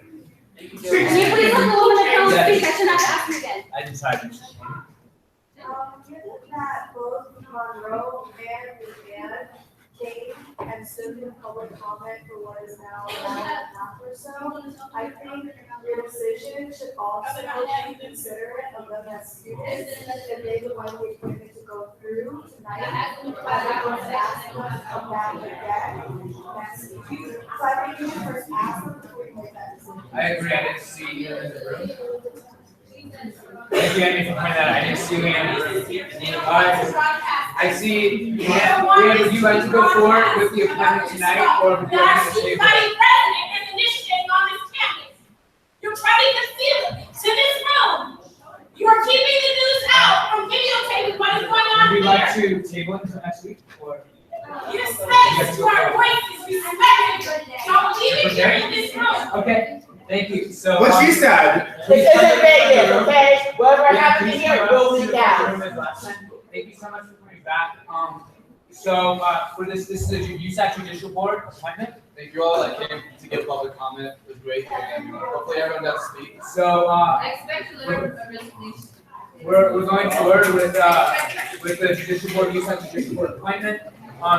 As the position of J Board was given a synopsis at our last meeting, I think that we can forego that, but I'd like to ask members of the ARC, if you're all here, if there is an ARC interview conducted, I'd like to see if there's a review. Okay? There was an ARC interview conducted, and we voted, and we have recommendations from council appointed by. Was this a vote of approval?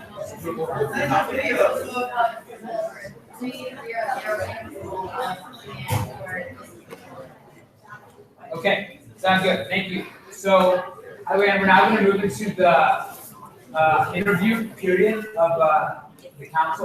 So let me just get my phone and time. For your appointment, just to reiterate, you'll have 1 minute of an opening statement, followed by 5 minutes of questions, and then you'll have 1 minute of.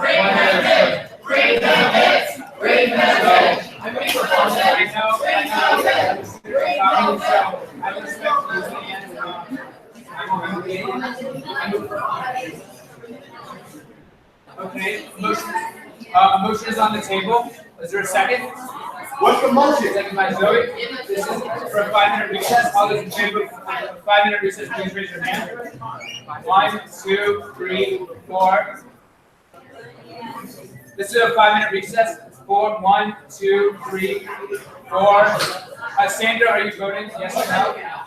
This is a vote. Yes or no? Are you voting? Yes or no? Okay, moving on. 5-minute recess. There's a vote right now. There's a vote right now. 5-minute recess. 1, 2, 3, 4. There's a vote of a 5-minute recess. I'm sorry. 1, 2, 3, 4. 5, 6, 7, 8, 9, 10. All those opposed. 11. All those opposed. All those abstaining. We have a 5-minute recess. Should I leave or should I stay here? What's my Well, I'm eating now. They opened up the can of butter.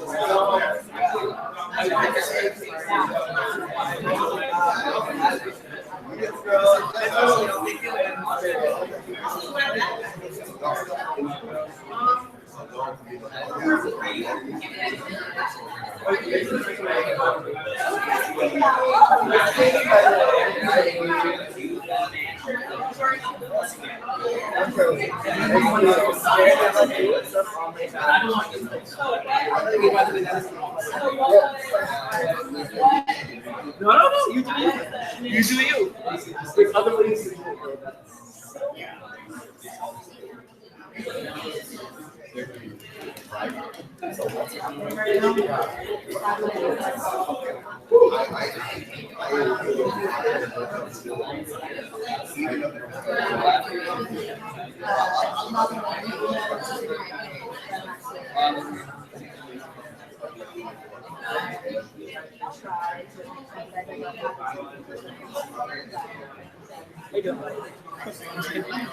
I saw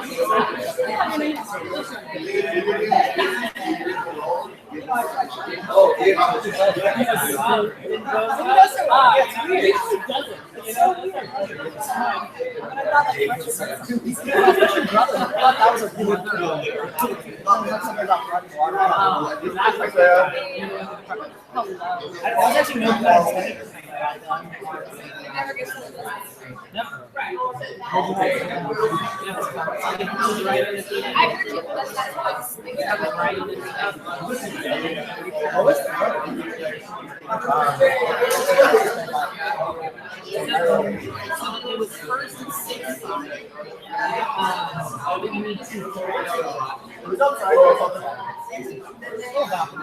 Okay. So, and then Amy called for the basically still making mistakes. You know, I was crazy. To be honest with you, that's a little bit of character. I like the never, right?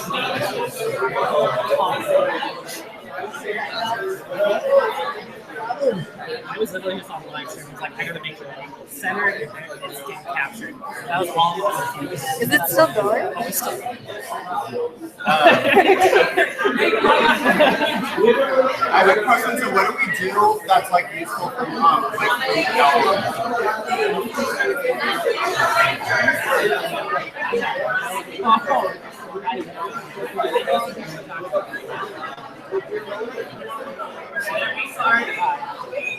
Like, what can we do that's useful, like one of the next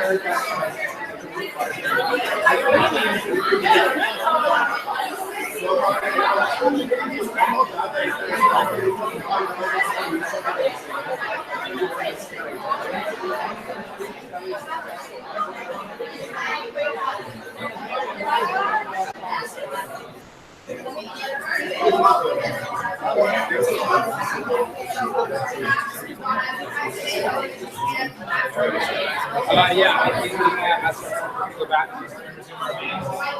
Sorry.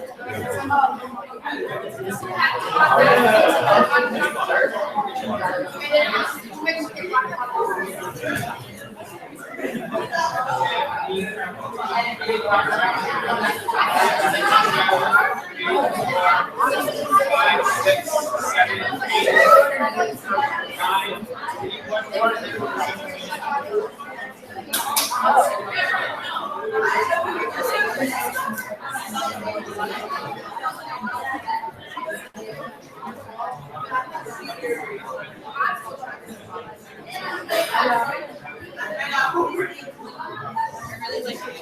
I'm really proud of you. Oh, we're on. LOL. Come here.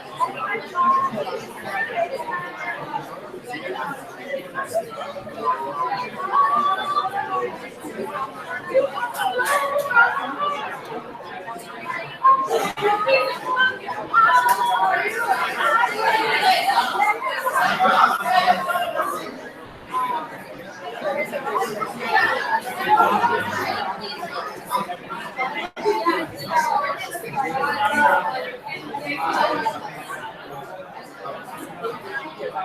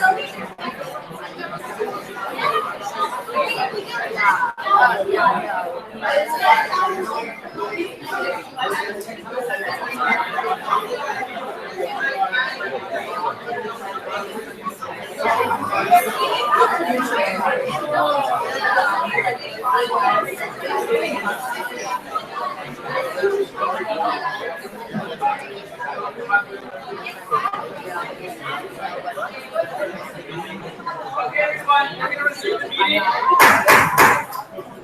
Thank you. I think we have enough folks here at the council. We're gonna resume our.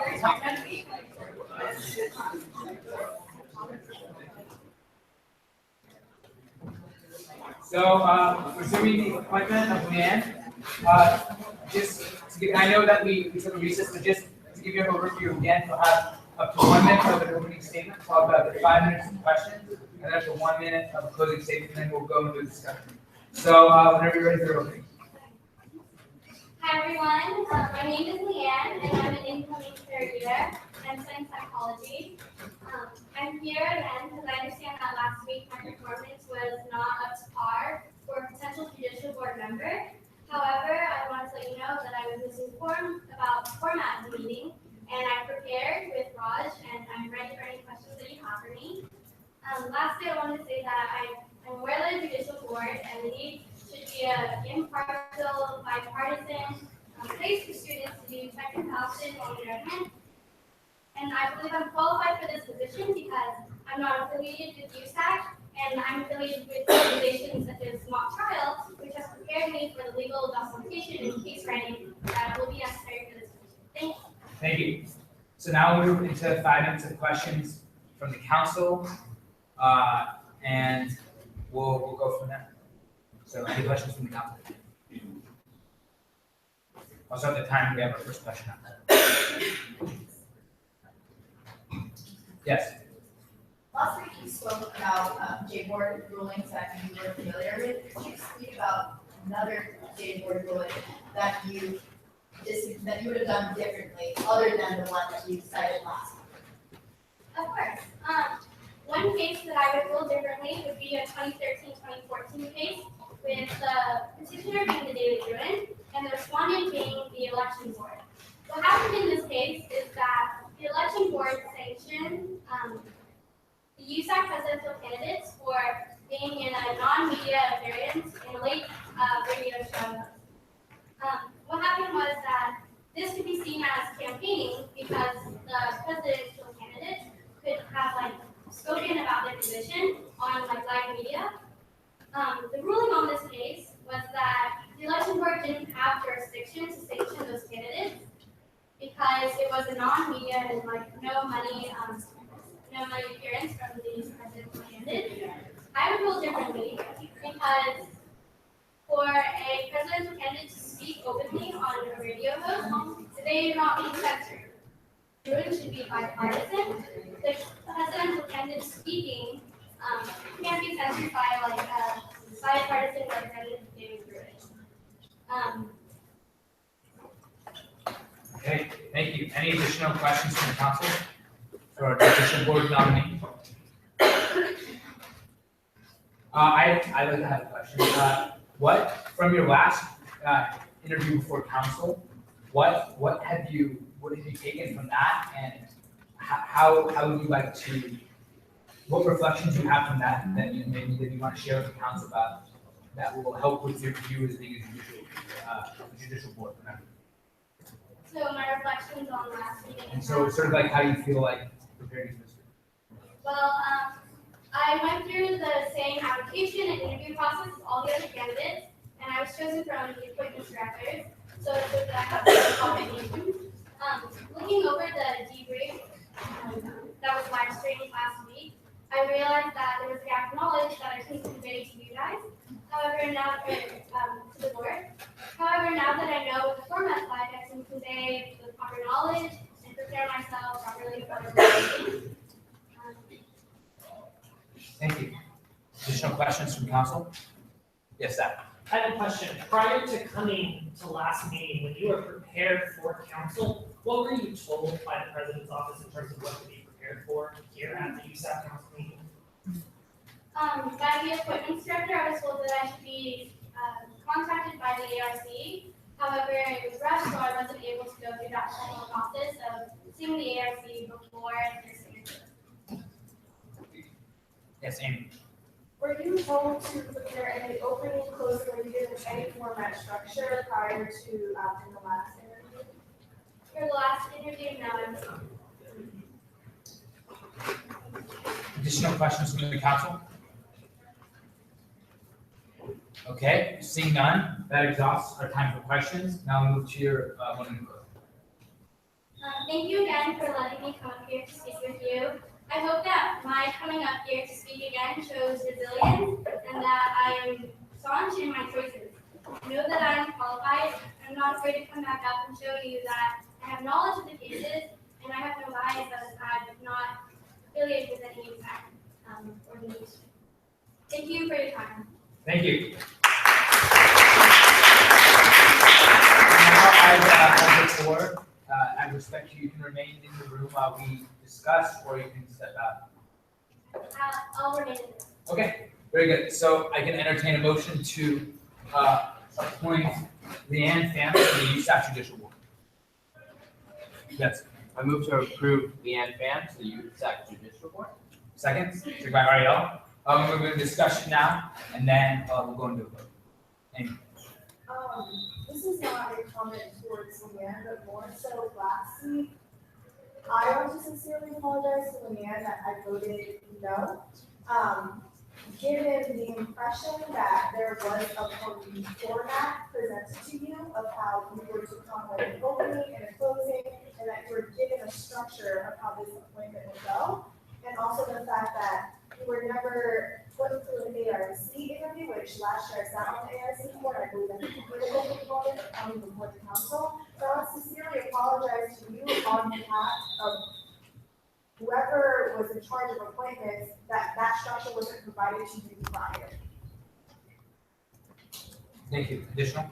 ARC was able to sit down again and answer some questions with her. I'd like to, and I invited on and Christina to also read their comments and our recommendations for Leanne. We felt that she showed an improvement in knowledge of the position and demonstrated a clear willingness to learn.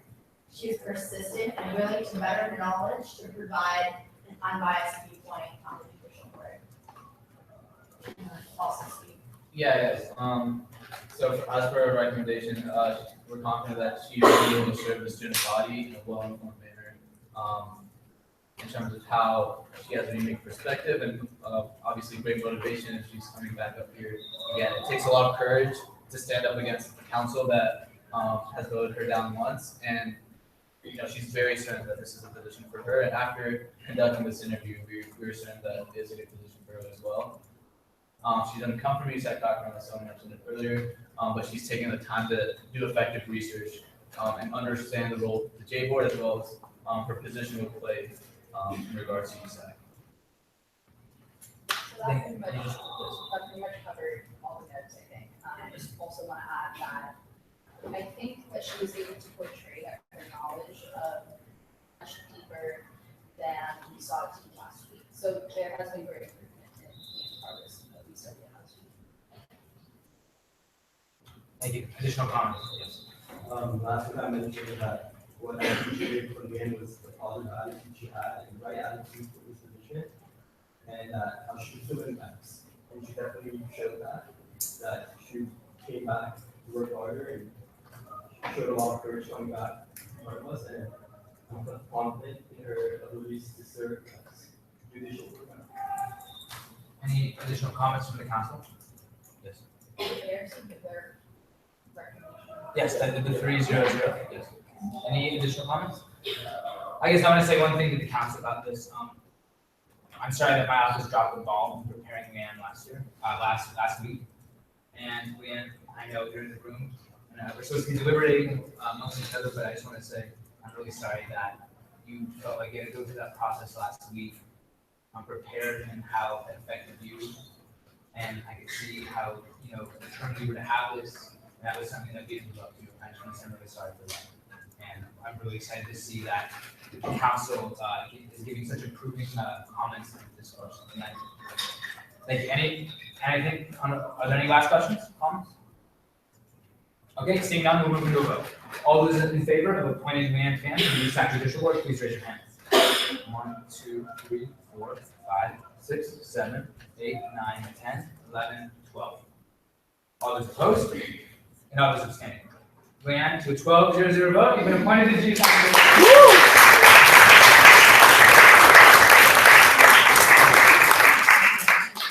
Thank you. Congratulations. With that concludes our appointments for this evening. We'll move into officer and member reports, starting with myself. Nothing to report. Moving on to the internal vice president. Yes, the internal vice president is not here, so we'll strike that. Now moving to the external vice president. Just a couple of things.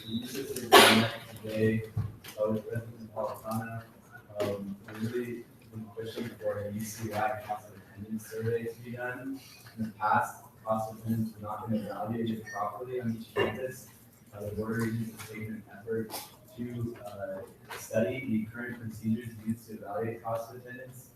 Berkeley had a huge instance where their rents were being way underestimated, which led to financial aid being below what it should have been.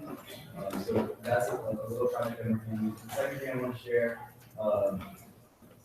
is I posted up the other day, but the congressional budget deal that the Republicans and Democrats put together this week for the first time in 3 or 4 years now has finally included year-round Pell Grants. I'm really proud that this has been included in a bipartisan deal. Year-round Pell is something that we have been pushing for 2 years now. We've had over 200 congressional meetings pushing for this. I would also say that the person who took out year-round Pell was President Obama, and he did it because he didn't think anyone would notice, and he needed to reduce expenditure on Pell because it was much higher after the Great Recession. The fact that this has gone through, thanks to the work of students across the UC system, through the UC Student Association, and UC Government Relations is something I'm really happy with. We'll see how it goes next. But the fact that it's been put together by Republicans and Democrats, I'm very happy with it. Thank you. Any questions? Sorry. I know you're all tired of elections and we cannot be saying vote, and we've now had 2 big elections this year. The school board race in LA County, District 4 here, went to a runoff because no candidate received more than 50% of the vote. So there is actually going to be another election for this neighborhood on May 16th, which is a couple weeks from tomorrow. It's not being talked about a lot, but it's really important to the school board. This is the second largest school district, LUSD, in the nation. So if you put that in your calendars, you're registered to vote, you're still good for this election. Thank you. Sorry for interrupting before. Any questions for the evening? Seeing none, we'll move into the Academic Affairs Commissioner.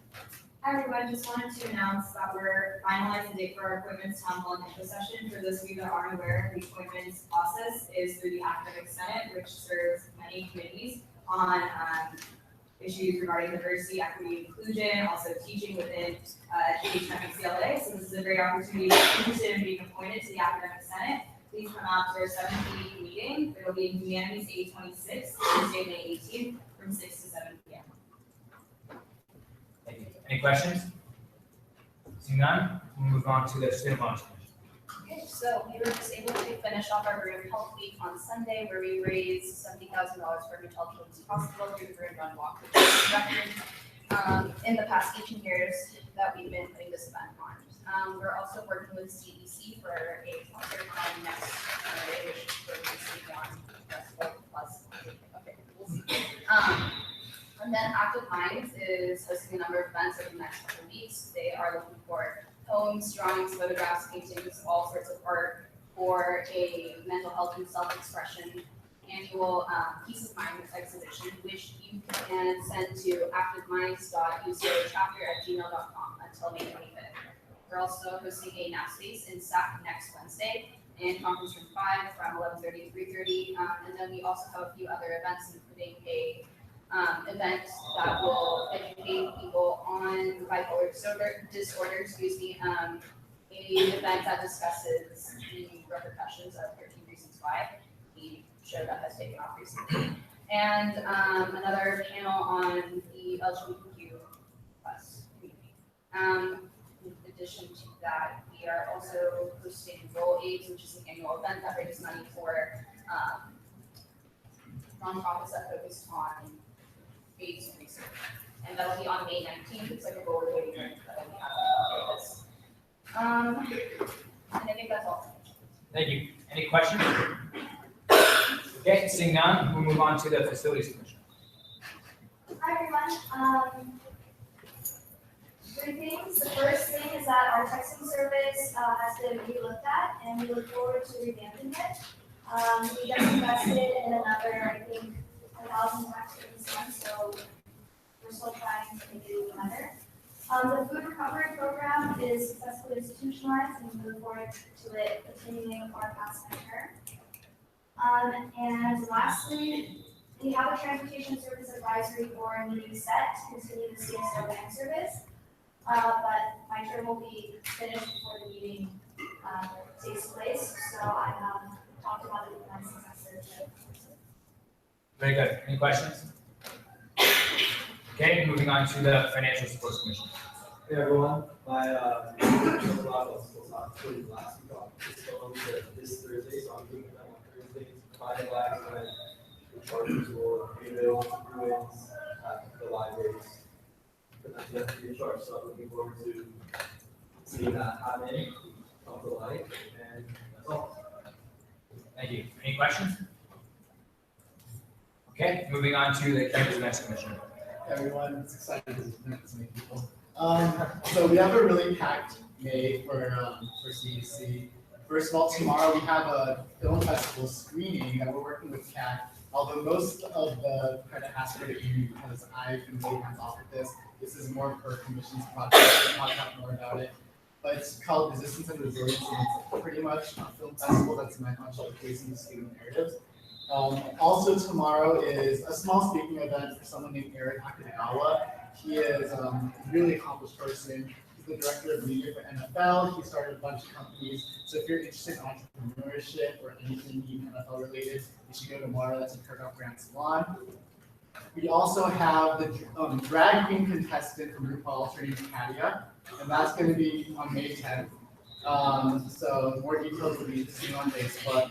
In terms of concerts, so we're working with SWC for a fitness festival, which is going to be on May 8th, and then the fitness concert on May 17th.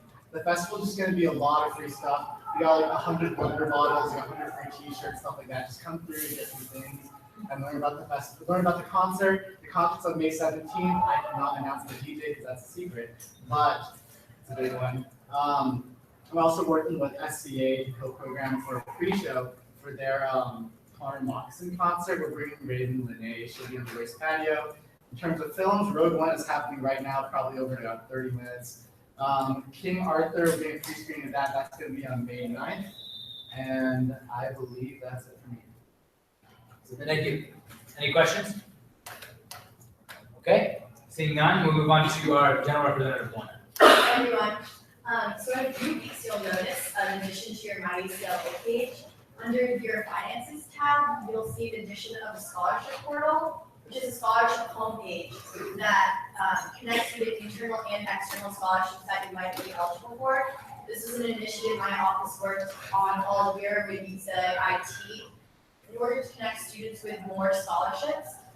In response to the UC Regents tuition hike and national tuition increasing, my office felt that this is a really important resource that needs to be centralized in UCLA.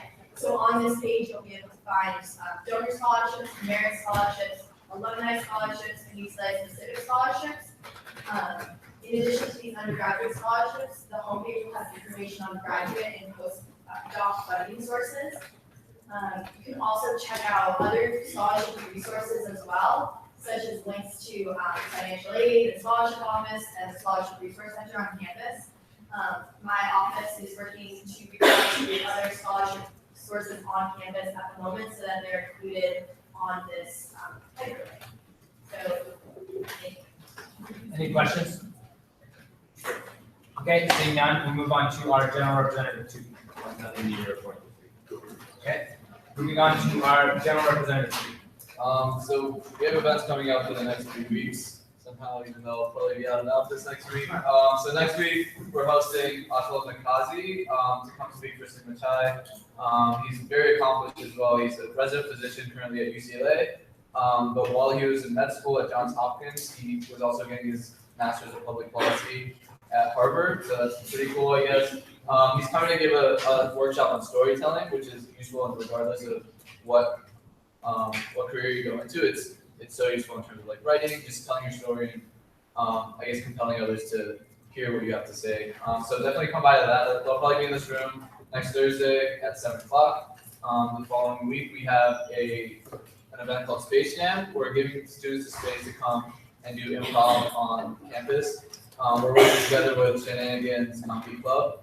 This will be Wednesday, 6 to 9. We also realize it might be at the same time as Word on Wednesday. So I'm currently talking to Layla, who's one of the directors for that, to see if we can co-program.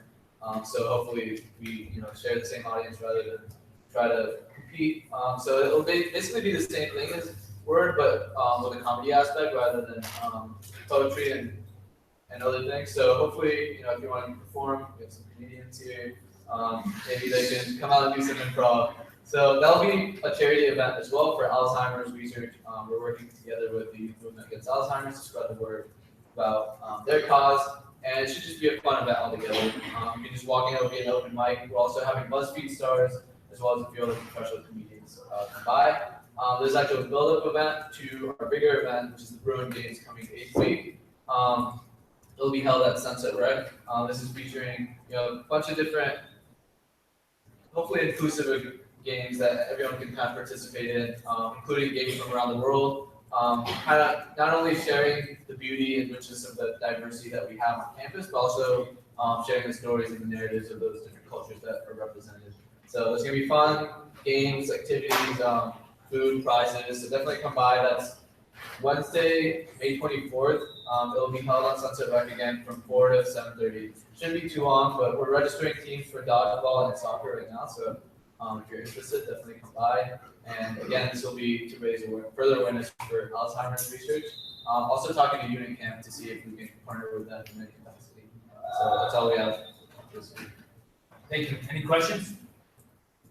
Okay, seeing none, moving on to our transfer student representative. We are working with the documenting program to create an alumni list. We met with Vice Chancellor Gordon Monroe to create housing and documentation for non-traditional students outside of Westwood at a subsidized rate. Our scholarships go out week 6, 2 $1,000 scholarships and then 4 $500 scholarships, and we're looking to add another $500 scholarship to that. Week 10 is de-stress week, and it will be housed in SAC for the most part. We're trying to get 10 more parking permits allocated from parking because the need for transfer commuter parking permits, the 36 that we had, increased with the amount of 200 applications per quarter. So we're adding 10 more to that list and trying to sign that mission of understanding for the office. The Transfer Veteran Center will be opening week 7, and Transfer Bruin Day is May 13th. What we've done with the center is we're trying to find funding for furniture. We met with UCLA Networking to create Wi-Fi because currently in the Kirkhoff space there isn't Wi-Fi there. And then we're also trying to create 3D printing in the space too, so more students are able to literally go in and try and print stuff. Okay, any questions for our TSR? Seeing none, we'll move on to the Community Service Commissioner. Yeah, so CSC's been up to a lot the last couple weeks, but I'm amazed that we just went through 12 officer reports without talking about what just happened. 12 officer reports we had to go through. Danny, you couldn't even give an officer report. I plan on saying something, Zach. During good welfare, when we're off, I exactly, when we're off minutes, so it's not recorded, Danny? I don't understand how we just went through all that, but that he's just not talking about it on the record. We don't have a new business item coming up. Is an announcement coming up? I don't think that's a section for announcements. All I know is that at the end of my first term last year, we ended the same way that we're ending this year. And it's continuing, in a way that I would never understand, because I'm a white guy sitting here, and I understand that. But never have I ever spoken on behalf of the projects or the staff of the Community Service Commission, but we are absolutely appalled by what happened. And we stand in solidarity and in partnership with not just our Black Bruins, but our Black community in LA, that our Black Bruins are out there serving, trying to get outreach to through our programs. It's incredible that we just went through every officer report after what has been the most people we've had at any USAC meeting voicing their concerns to us. And I'm sorry, but we don't stand with you, Danny. CSC does not stand with you or anything. We do not support you right now. And we just call that you respond to the concerns that have come forth today at the Republic. Thank you. Any questions for that? Okay, seeing none, moving on to our administrative representatives, beginning with Dr. Bill.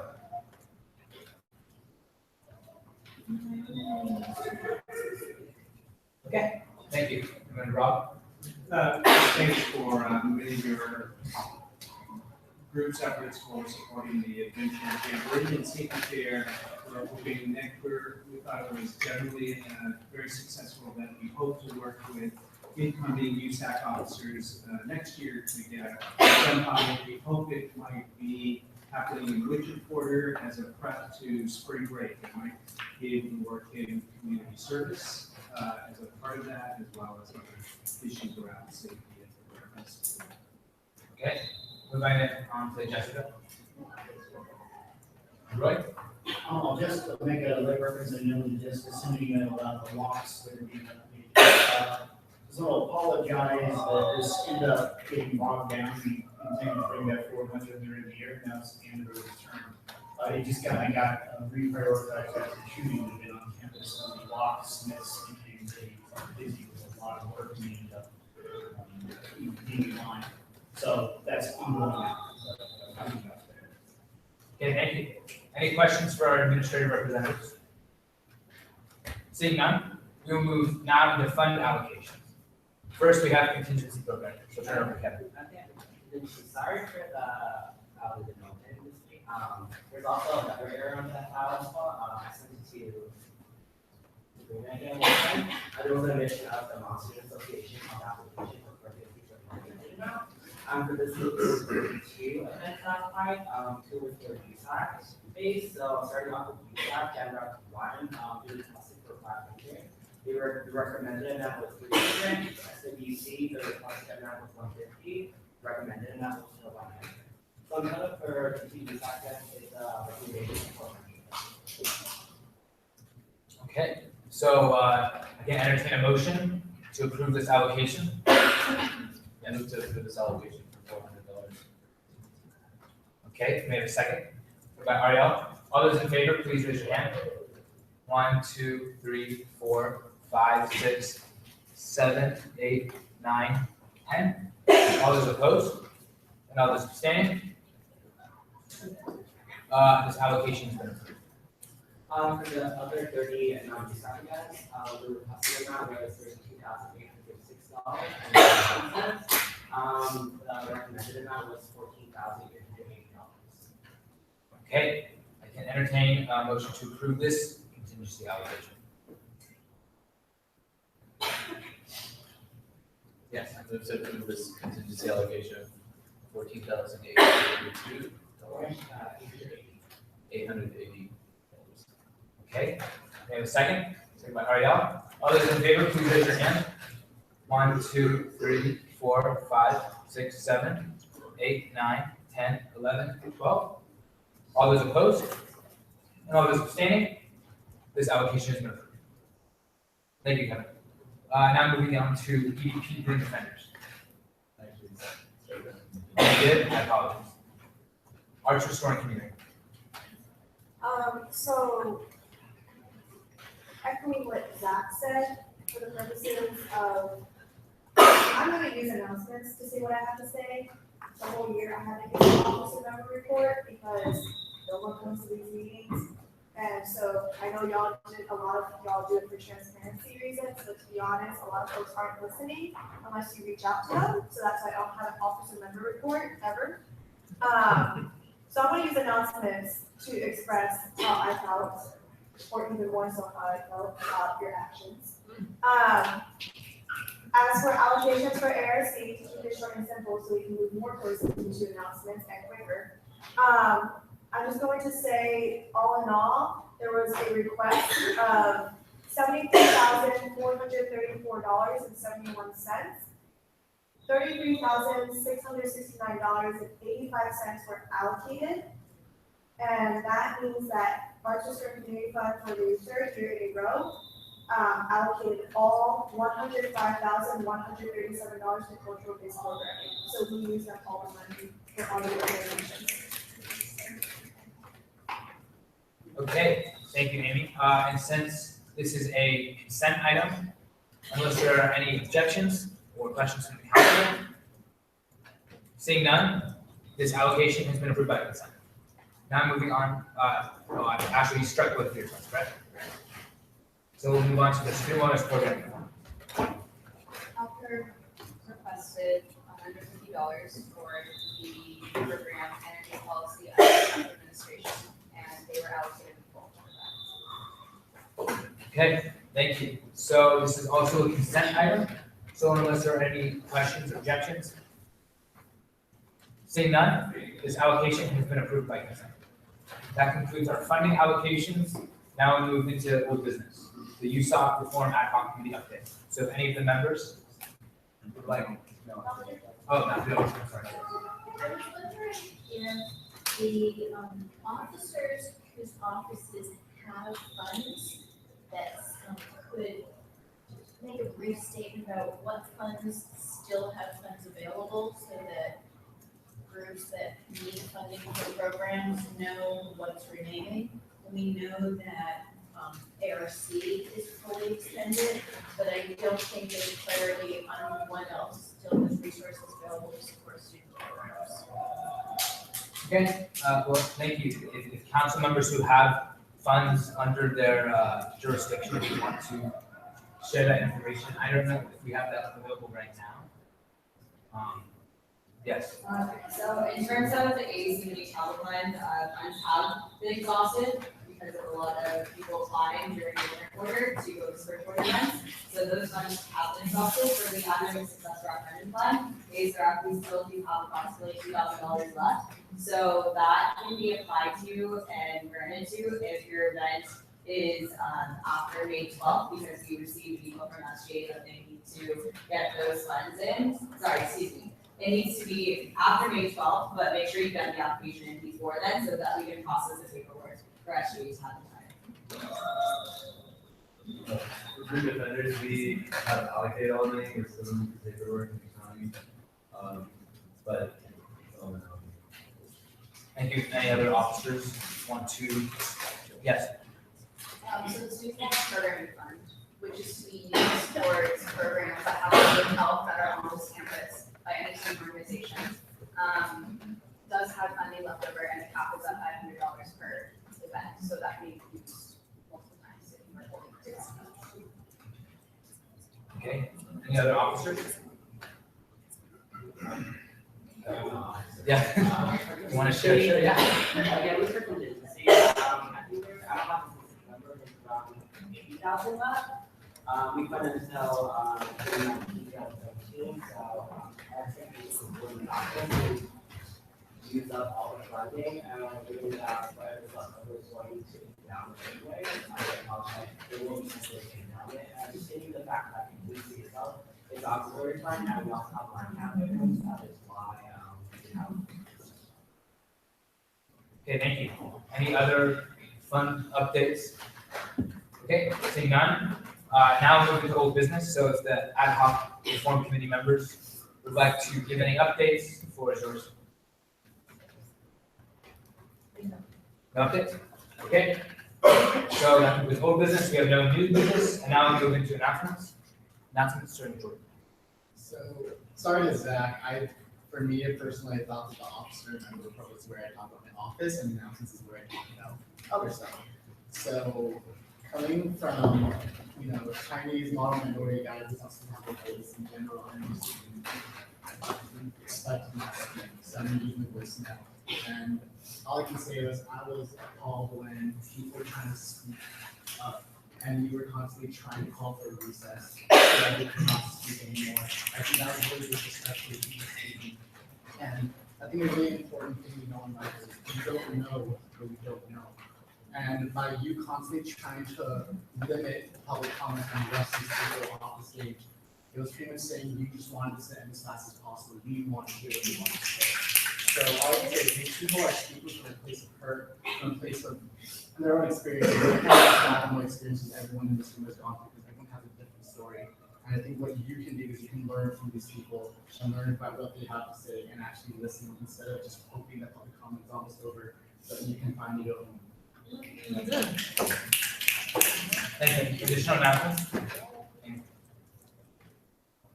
Apologies, but my announcement is gonna be a little lengthy because, as Jordan said, I'm using my voice.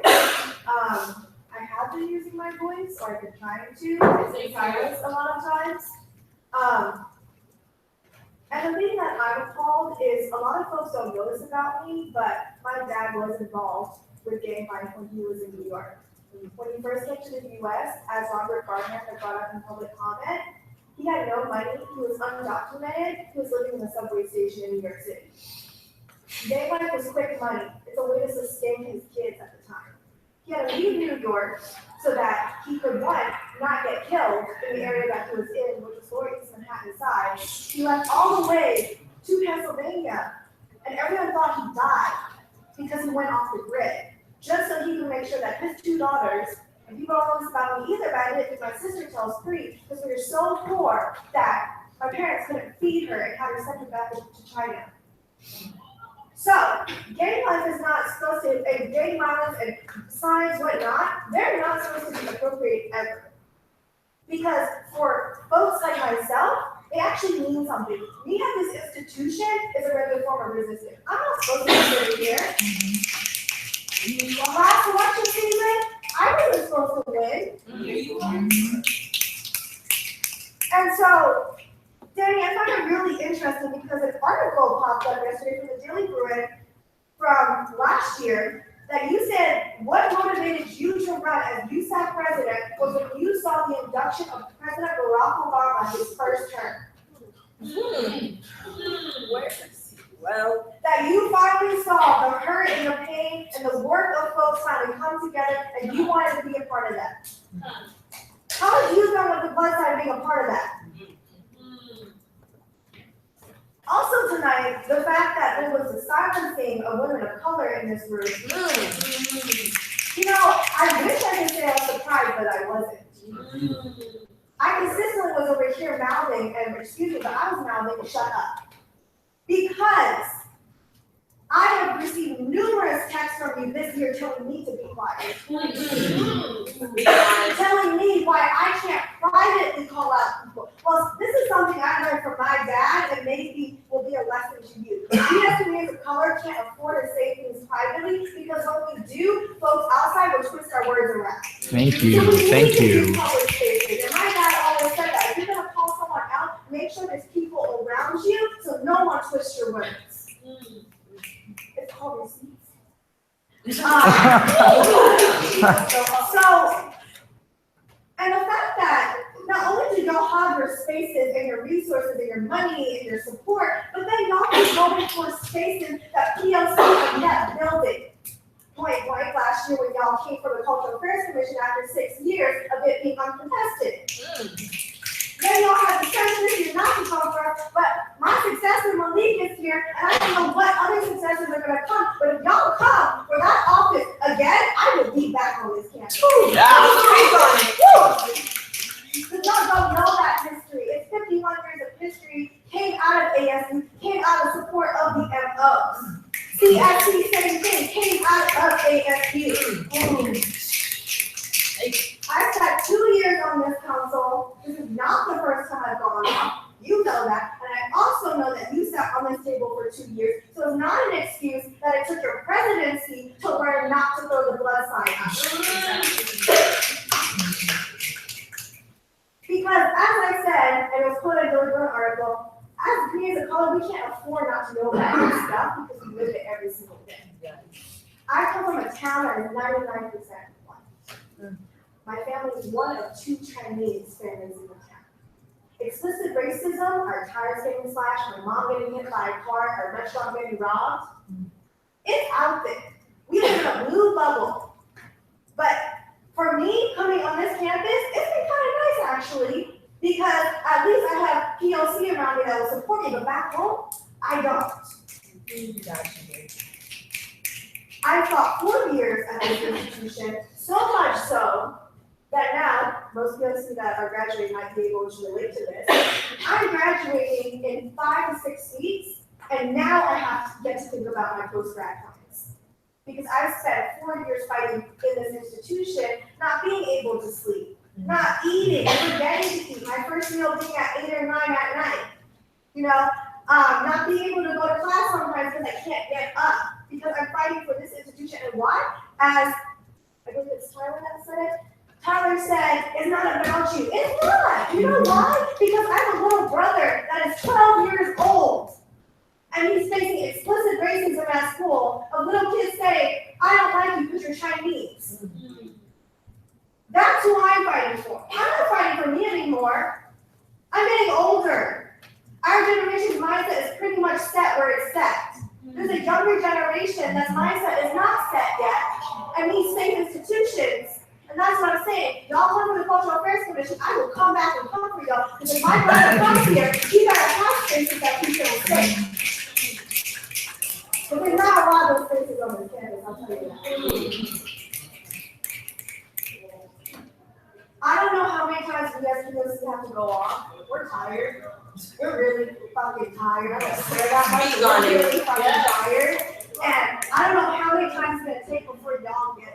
Because every day when we're on this campus and we're studying late into the hours and we're going to these rallies and protests in between, which y'all pop up for 2 minutes to show your solidarity and then leave. When we're going to the GM meetings, we're going to these spaces that y'all say, well, it's not welcoming, it's not comforting. It's not our place to make you feel comfortable. Say that. There are spaces where I'm the only Chinese woman. And I need to acknowledge that because a lot of minority myth is out there, yes. But I still have to go into those spaces because for me, that's me expanding my mind. And then there's this whole narrative of, well, I'll speak to whoever reaches out to me. Why don't you do the reaching out? Yes. So we can keep talking about this, but I'm saying that if y'all don't start taking the time to sit and research instead of saying, I'm sorry. No one cares about your sorry anymore. You've heard it before. Yes. You've heard it in every different form. I'm leaving this campus in 5 to 6 weeks, and I'm really scared. For the POC folks that are going to be around, please do something about this campus because it drains every single predecessor of mine. They still hurt to this day. They still have PTSD because of this campus. And they still are triggered and still, whenever they talk about elections, can't talk about it. They can't talk about elections, they can't talk about this campus, they can't talk about this place ever being safe for them. That's something that y'all created. I hope you know that. Thank you, Nate. Additional announcements from the council? Yes. I mean, there's no way I can obviously, I guess express the same amount of emotion that Amy has, or even like begin to, understand what she's been through, what everyone in this room that stood up today has been through, but I was honestly disappointed in the way that this whole situation was handled. I personally think that public comment should be a place where everyone can come here and talk and definitely about, what grievances they have about USAC, but when it comes to the USAC president that represents all of us and not just like everyone at the school, all of your actions have repercussions, but maybe you haven't felt it before because you might not have been marginalized to a certain extent as everyone else on this campus, but it's easy for us as council members to hide behind the institution sometimes, but at the same time, we have to acknowledge that this is something, the visibility we have here, we need to give to the students on this campus that don't have it, and we shouldn't be appropriating, gang signs. We shouldn't be appropriating things that cause a lot of pain in different families. Obviously, you can plead ignorance and say, "Oh, this was a mistake, it's a learning experience," but at the same time, people are hurt, and people are scared to even come to the school because of a simple statement. Because you're a leader on this campus, and as a leader, you should be setting a good example. And recognizing white privilege is one thing, but going further and taking steps to provide equity on this campus, that's a different thing. Like Amy is saying, you shouldn't wait for these communities to reach out to you, especially after something like this is released. One saying, this was a year ago, this shouldn't have come up. It's not just you, it's everyone that saw that picture last year. I have friends at Dreams United, but you've all seen that picture for a year now and said absolutely nothing. And being neutral in a situation of oppression is, taking the side of the oppressor. So we really, I haven't really talked about any of this before, but this is a big reason why I left Dreams United in the first place, is because I didn't feel comfortable voicing my identity as a person of color, as a Muslim on this campus, because I didn't feel like my needs were being met by the institution. And when you bring up bylaws to literally, I mean, it's one thing to silence people on a general scale, but you're literally silencing people by beating the gavel, by speaking over them. That's disrespectful. You don't do that to anyone. I don't care if you're president of the United States. I'm sure Donald Trump does all the time, but it doesn't matter who you are. You don't do that when someone is voicing their pain and their struggles. To you, especially in a situation where you should be listening and taking everything they say and flipping that and giving it back to them in a way that's positive and constructive.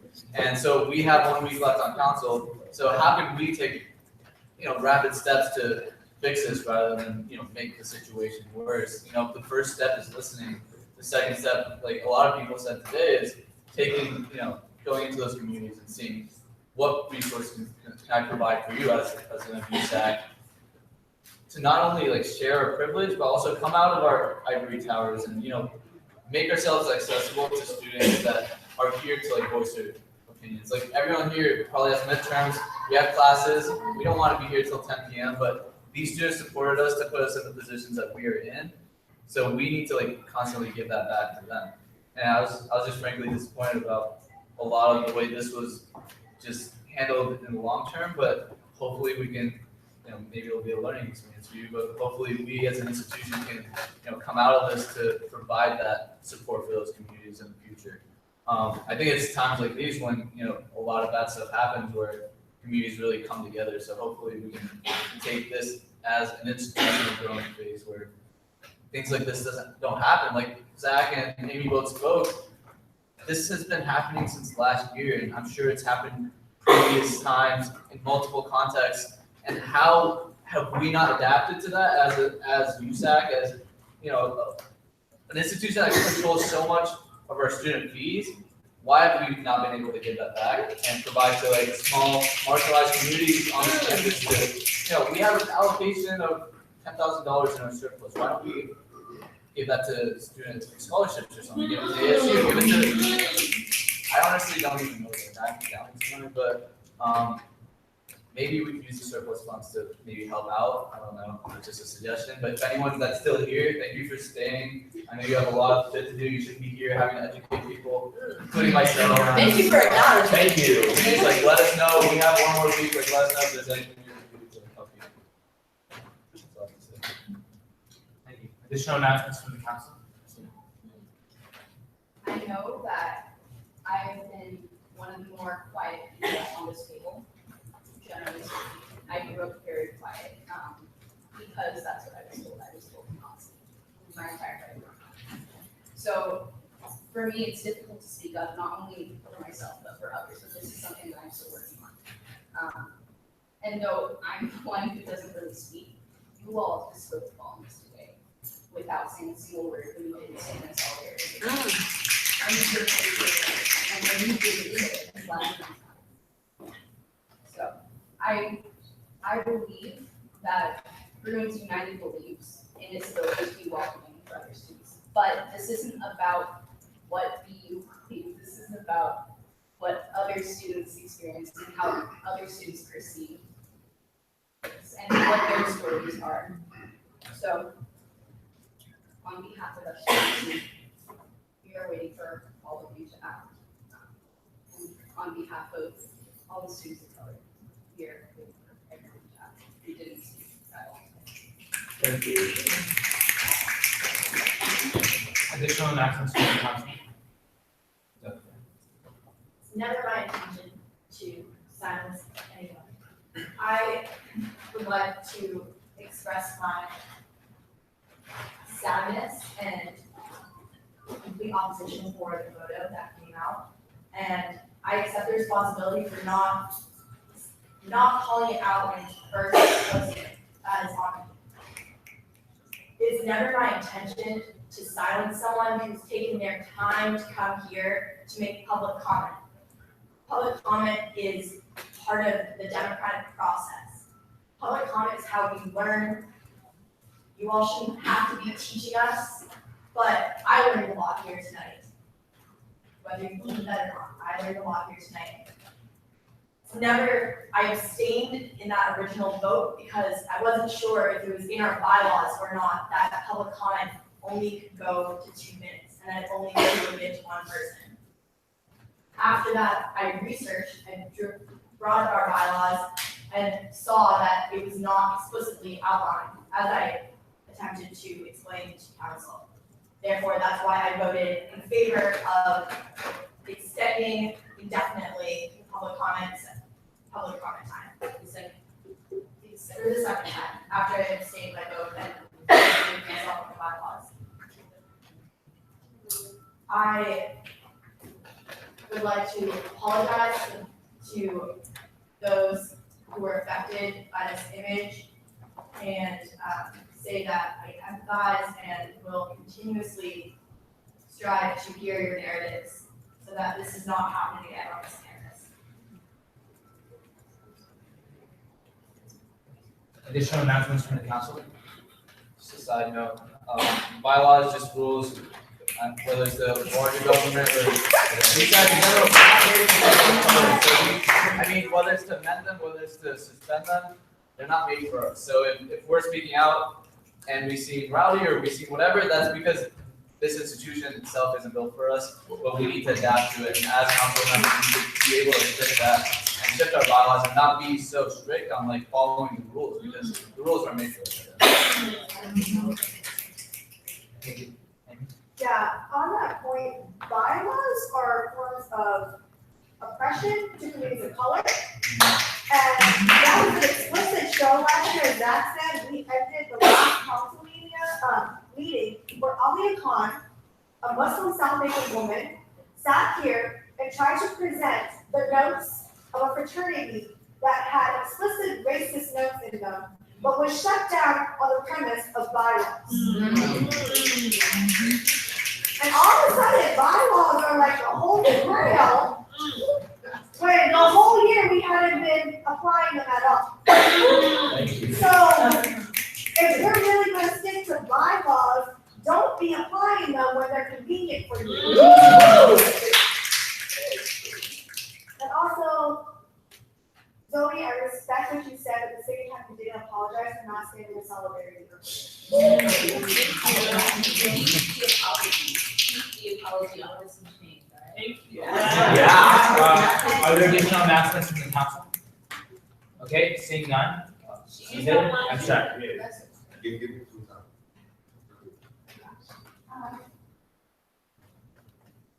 Sorry. Take your time.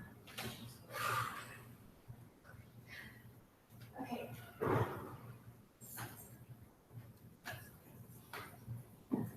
So this sucks. Hi everyone.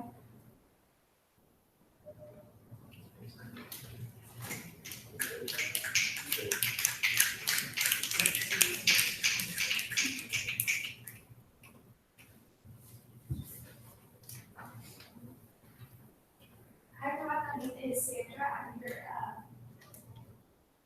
USAC facilities commissioner. I'm so sorry. Okay, so my office is in charge of safety, student resources, sustainability, and social justice. Yeah.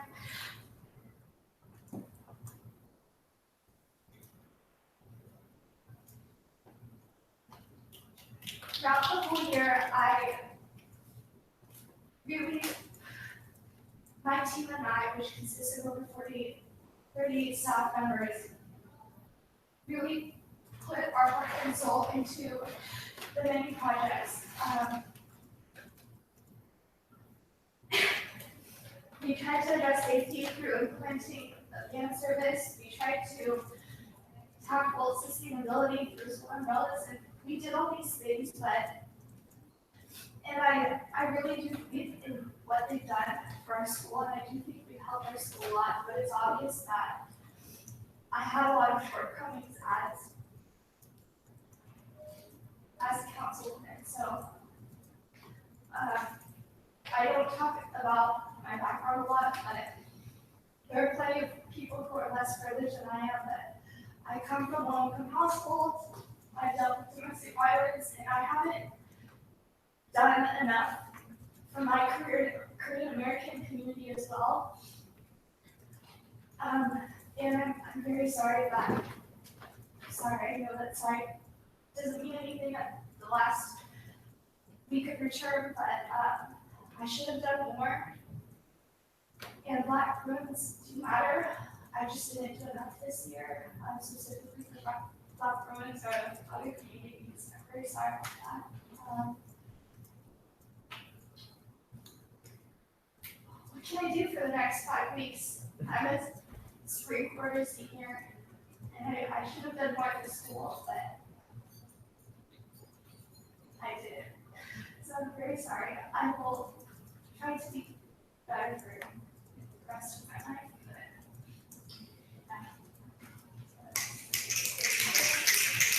But, Any additional announcements? Yes. So, I think it's interesting because my office, or our office, was created because the VRC needed a space for transfers to be in. And so when I first came to UCLA, I was a transfer and I was working on the coalition. And approached by the I was like, okay, let's do this. Let's try and like make this work. I wanted to be in student government, so I thought like, hey, this is a good avenue to go through. But I didn't know what I was getting into because that community was only superficial enough to put me up against someone else that was much more qualified than me, but just didn't look like me because of my own identity. That was not even out of the closet at the time.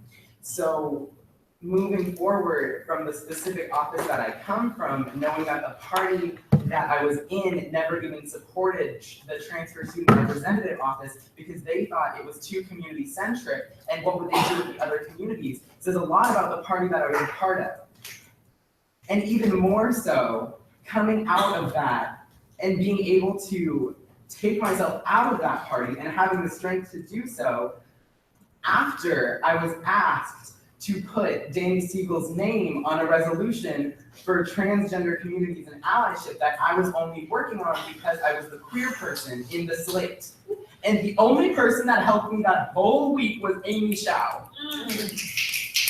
So it says a lot about the people that are running. It says a lot about the titles that all of y'all have that say that I'm not qualified for the position that I'm running for, that say I don't talk about the communities that I'm doing, that negate the actual work that I've done on this council, when the only person that has been with me through all this was Amy, because she actually cared about what's happening.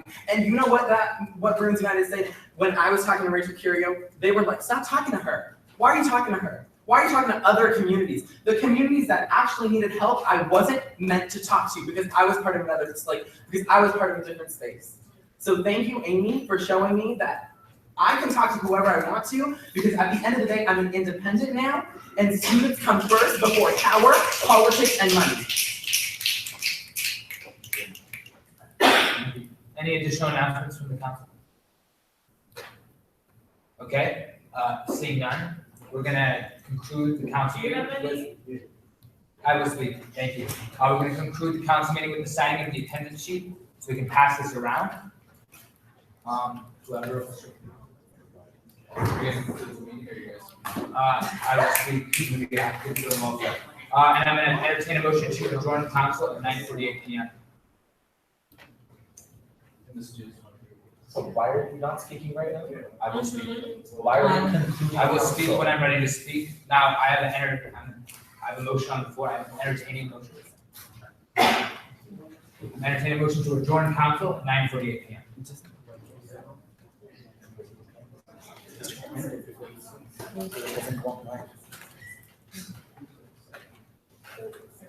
There's no second. I'm just entertaining it. Someone has to put forward the motion.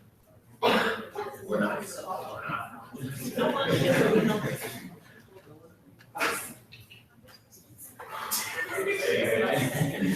I got time.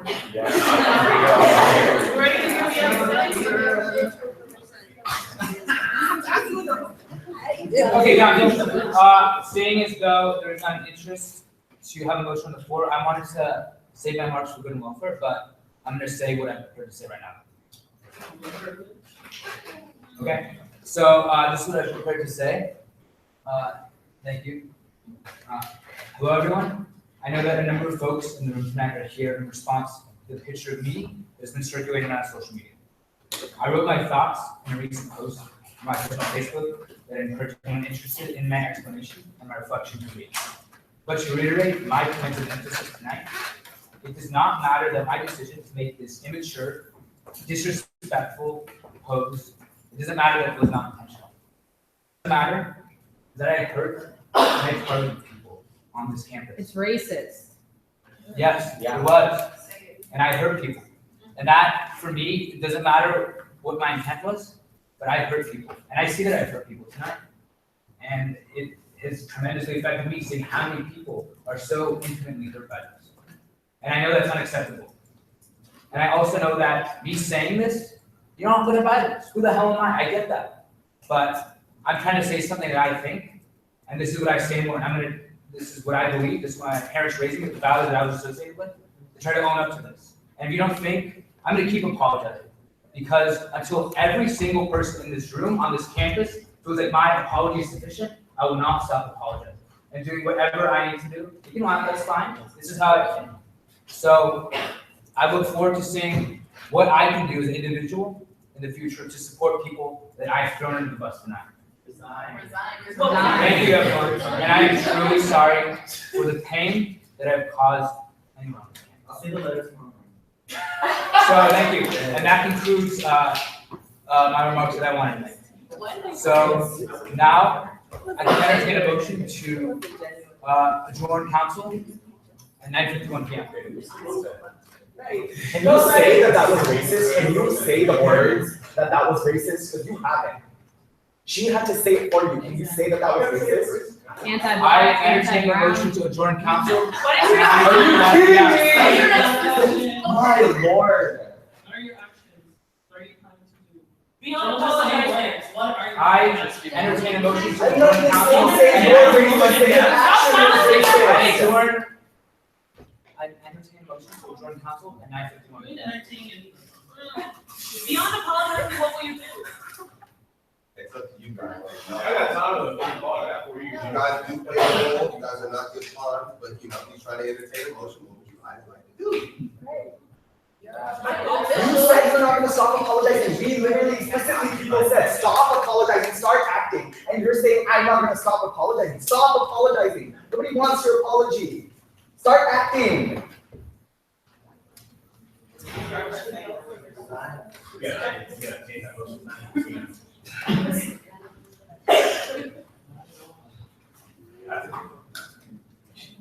believe your motion has been suspended and not entertained. So we'll just, I'm not sure where to go from here. they're asking you what your plan of action is, and they're also asking you to resign. Thank you.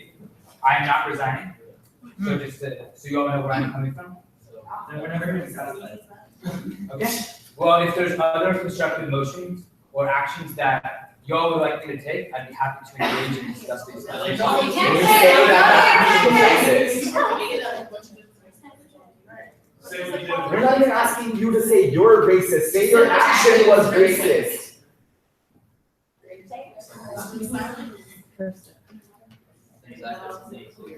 Yes, Zach, you wanted to say something?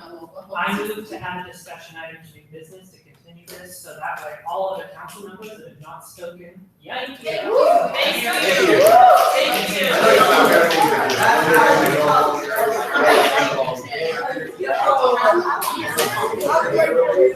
There's a second. I entertained, there was a motion, there was a second. We have to suspend the bylaws first. We've been doing that all night.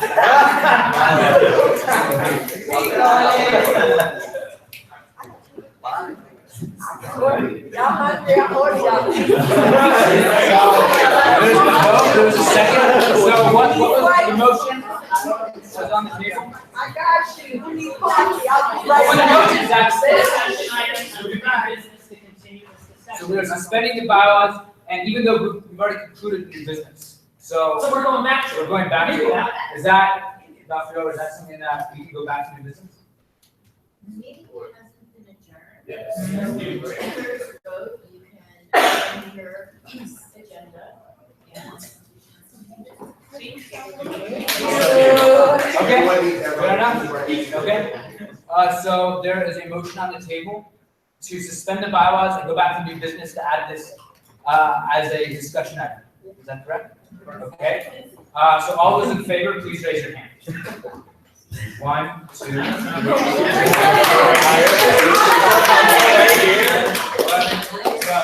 All those opposed? That was abstaining. This motion has been passed, so we're now in discussion. So, any points? Yeah, so he's hearing from all of you over here that didn't. You know, I think it might be prudent, if we recess for a few minutes, to maybe people collect their thoughts if they do. No? I'm suggesting that to the council. Yeah. I'm suggesting that to the council. Obviously, we're listening when you were talking, so you were collecting your thoughts.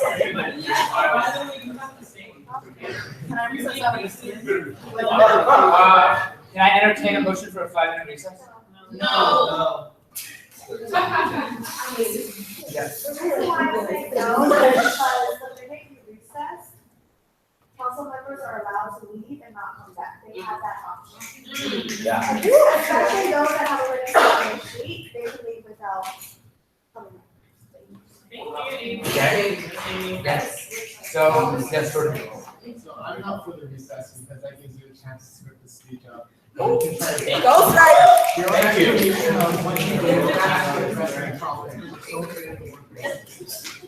It was racist. I'm not gonna deny that. Wait,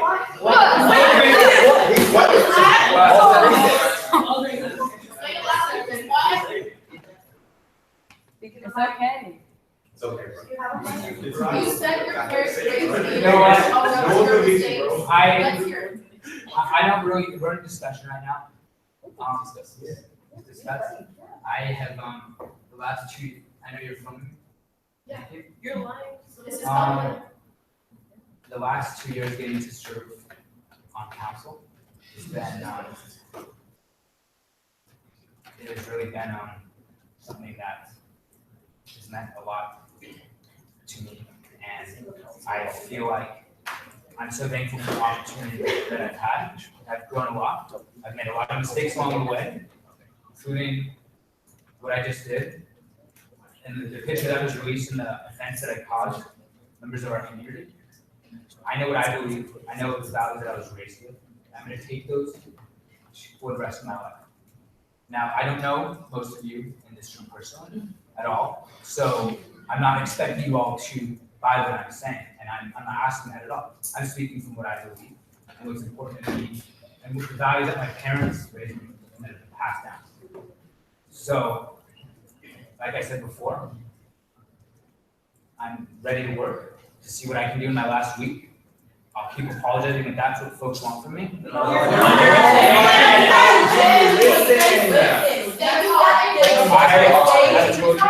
I am not resigning from the council. You're not president. I'm open to members of the council. What other things you'd like to speak about?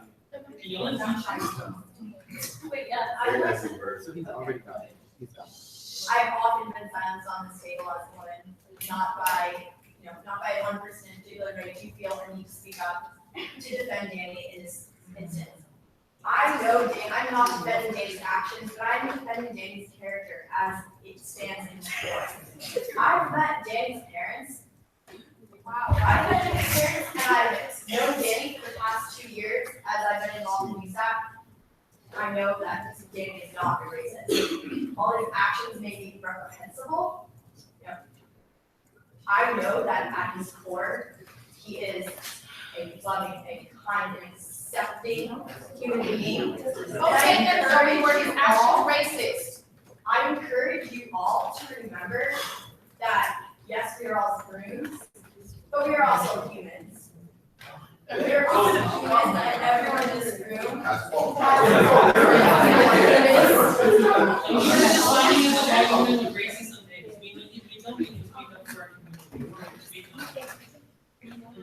What I was saying, I would not expect Danny to resign from this position, and I believe wholeheartedly that Danny is not a racist, and I will stand by that. You are racist.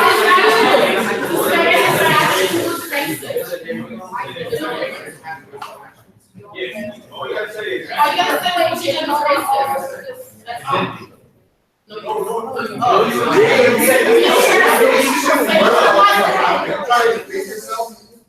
I've never tried to defend what I've done. I never have once this So whole. one time they're trying to tell you to be quiet, you've been trying to debate. That was. Hey, Amy has something to say. Thank you. I just find it, one, very inappropriate, and two, very petty, that all of us are individuals. midterm season right now. I myself have 2 midterms tomorrow. And I'm sitting here hearing that all they're trying to get you to say is my actions was racist. Whereas you're taking it as, and what Zoe's trying to take it as, which is, you think they're trying to get you to say you're racist. That is not it. It's my action is racist. It's 4 words from how we don't study. With all due respect, I would say, I don't think you know what I'm thinking and why I'm deciding to do. Maybe you're thinking about your conjecture, so I don't think, just out of respect to you, I don't really think you know what I'm thinking and what's going through my mind. Say it. But I think, to go back on the bylaws. Yes, let's go back to bylaws. Because I think that a lot of people are talking about silencing, and I think it's important to clarify why I did what I did for you all to hear. This is, my intent has been upholding the bylaws for an entire school year. I can't comment on what was done last year. I've tried to do the best of my ability. I have tried. And throughout the school year, we have voted different things down that have violated our bylaws. We suspended them tonight. And after we suspended the bylaws to allow indefinite discussion, I stopped interrupting. I did because I wanted to respect the process. I wanted to respect this institution and all the people that came before it. And once we suspended it, I respect that. And whether you think that that's good or bad reason, that's how I view this. Never my intent was to silence anyone in this room. I would never want to cause pain like that. I was trying to respect the institution. I was trying to respect the legacy of this institution, the legacy of the rules that I was sworn to uphold when I took this office. And you know what? If it's an institution, then let's change the institution. So that's the background as to why I did what I did. And I just wanted to put that all out there. It was no intent. If anyone felt like they were silenced from the bottom of my heart, I'm so sorry that you all felt like that because that was never my intent. I was trying to respect the rules. And if you thought the rules were bad, then let's change them for the future so this doesn't happen again. And when we suspended the rules again, I sat and I listened. Because that's what I believe. If you don't all believe that, that's fine. That's on you, but that's where I'm coming from. So where was that? We're trying to change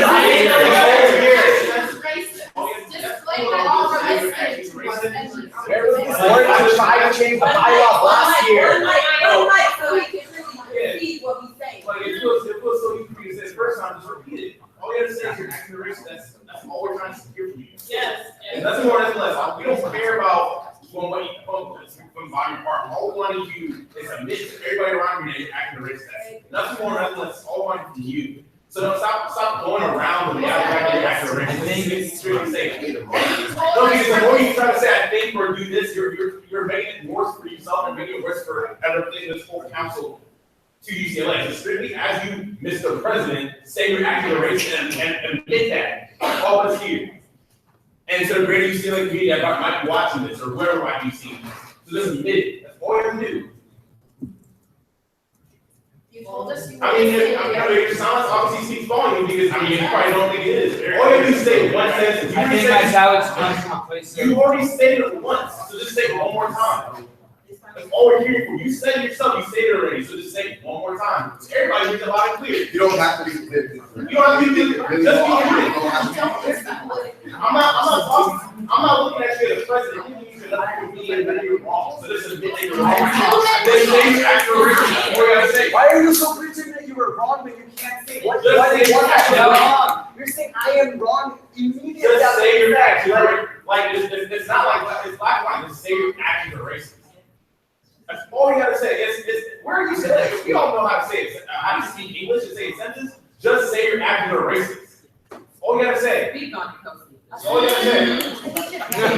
I feel like there's something really good that's waiting for you to say that so you get an article going, get pushed in so everybody knows the truth. But until you admit that truth, you're just going to alienate the whole council. You're going to alienate all the communities that came here to speak to you as a president, as a representative of our whole campus. And you sit there in your high-minded throne without the ability to actually tune in. I can care less of your parents. I can see your parents. But I'm looking at you as a man. You can't be wrong right now. Then say you're acting racist. All you you can't say that one sentence, just say you're acting racist. Vulnerability, that's how you grow. Like I'm saying, so I can't come here in the first year with 2 quarters in my belt and look at my president and have him get that extra racist. How can I respect you as a man? How can I respect this institution if you, the face of that institution, can't even admit that he's wrong? So I'm just here. I'm over here 4 years, man. I'm waiting for you, bro. All we want to hear tonight is that you're acting racist. I'm not asking you to go change the world right now. I'm just asking you to admit you're wrong.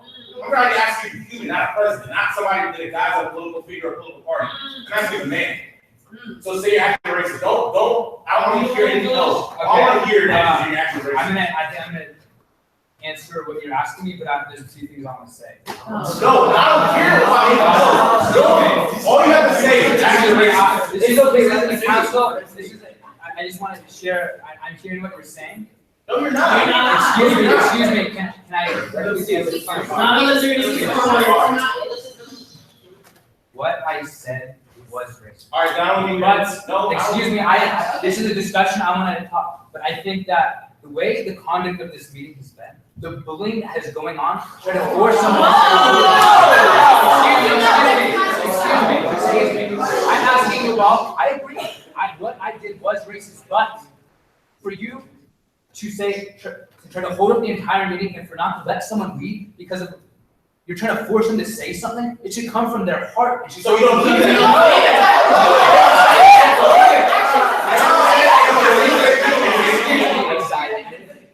You're trying to instruct someone and saying they can't walk out of a room. How do you want to guideline the fact that we I use the bylaws and then find out that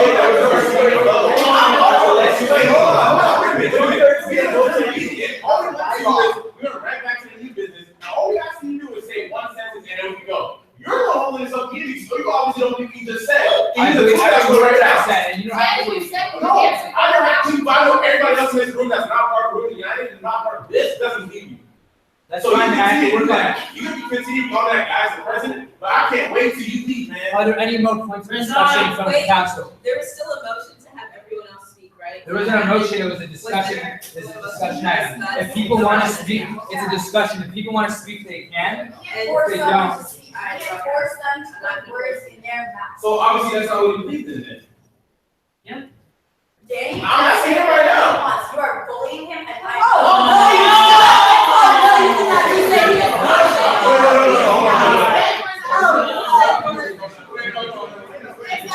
Anyone else? Does anyone else have a point of discussion? So I've been really fine this concentrate for an entire year because I never really felt the need to speak up because my doctor required me speaking up at the table. I have a weight left there, so fuck it. This is literally the most takeaway experience I've ever seen because we're not asking you to move a mountain. We're literally, you're the one who's holding the bylaws, this holy thing that you had to follow. And now that we're following the bylaws and you're not leaving because council hasn't ended yet, and you're the one who's just refusing to say something that you claim you've already said, and now you're saying that you don't mean it from your heart. And literally, we're just asking you to say one thing. We're not forcing you to say it. You can sit here all night if you really want. If that's the case, somebody's going to pull from additional studies and things like Hey, I'm sorry for bullying you. I'm sorry for bullying you. I'm not apologizing for it to be sincere. I'm going to apologize because that's what you feel like it's entitled to hear from me. So if I'm bullying you, you better get used to it because I'm going to be here for the next 4 years. Are there any other points? Yeah, I think there's a huge difference between intent and impact. Obviously, as we see today, so you can mean or not mean it, but you can continue to apologize for the next 4 years, the whole time he's, studying here. But it won't mean shit until you actually meet him. Hey, you want to meet up and talk? I mean, I'm the ASU vice chair. You know where the office is. So if you want to apologize, you should know where the office is. Before anybody comes to me saying that, like, oh, I'm bullying you. First of all, know who I am, know who we are as a meeting. Exactly. Before you start talking to anybody, as if I'm just the angry black man just trying to yell out. Before I get excused again, I want to say this, that I represent my community and we're all representing our community as a whole. So before you start, either one of you guys sit here and say, like, oh, this is bullying, oh, you're targeting. You should really look at those values that you were raised with, and be able to look at me in the eye as a man and understand the words that come out of my mouth right now, and understand what you really need, who you really are as a person. You should really reflect on that. Because I don't know, obviously I don't know you. But I mean, what you said and not said here all night says a lot. So if you're really about the business or if you're really about change, I'm not believing you right now. I don't know who elected him as the president. But I mean, Are there any other points of discussion? Y'all grab me. Can we also just look back at like Rafi, Ariel, and Ashley, like they Are there- decided. Are there any other points? Are there any other points of discussion? And Rue? Are there any other points?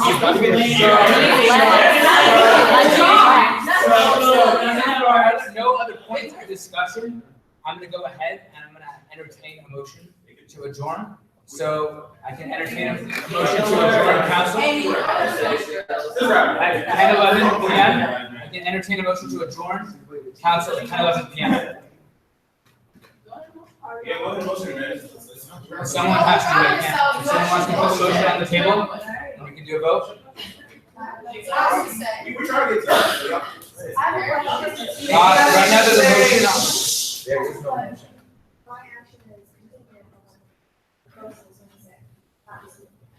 And that's all your job. We're all contingent, so you're contingent until you're not. We are that. Don't get twisted. We'll be replaced. Do y'all want us to adjourn, or is there more that you would like responded to? If there's more you would like responded to, then I will consistently not vote to interview at the meeting. Yeah, I want Rafi Okay. to say they can silent the entire time, them being silent is them being okay with condoning that action. We're just at water, so it's gonna feed now. So, I'm entertaining a motion, but if no one wants to put the motion, I guess we're still, in this discussion. So, Alright. I can entertain a motion to adjourn council at 10:12. If someone wants to put that, we can put it for a vote. If not, then, we're just gonna remain here. So, I have a question. yes. I'm not gonna force anybody to speak, obviously, but I just have a question for anyone that's on Friends United, that, how can you as an institution become, I mean, I know you're very welcome to me on that. Danny was actually one of the people that brought me in. I know you're not racist, your actions might have been racist, but, are racist, but, I know people on Friends United as an institution are not, at the individual level racist, but I feel uncomfortable with the institution itself. So how can you, as members of it, change that from the inside, or even, That may make every year. So like, what have you gotten out of it that maybe?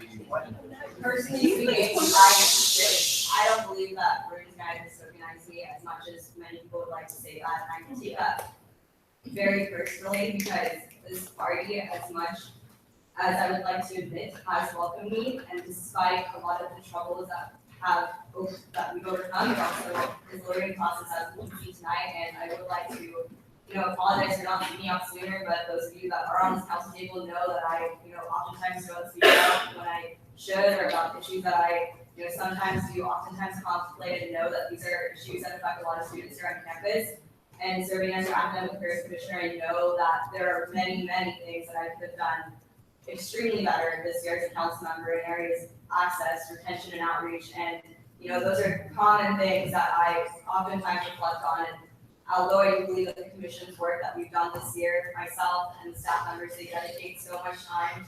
And I just want to say that I have learned so much in this short amount of time, and I'm sorry that it's taken until the end of my term to finally realize that these issues are extremely important, and that you all are extremely powerful, and that what this image had portrayed is extremely horrible, and I recognize that this should not happen again. And I'm a spring quarter senior graduate as well, so I don't know what this looks like to the future of UCLA, but I can hope that you all who aren't graduating do mobilize, do put forth the necessary change that we need to make sure that this campus is thinking critically about these issues, because they do matter.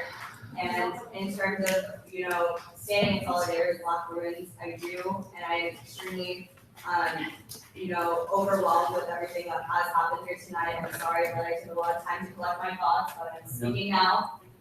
And I would just like to thank you all for being here during midterm season. Again, like, you shouldn't need to be, but you are, because this is something that you wanted to take a stance on. I highly, highly commend that. And I don't know how much brevity this holds for me saying that, but I just wanted to say that.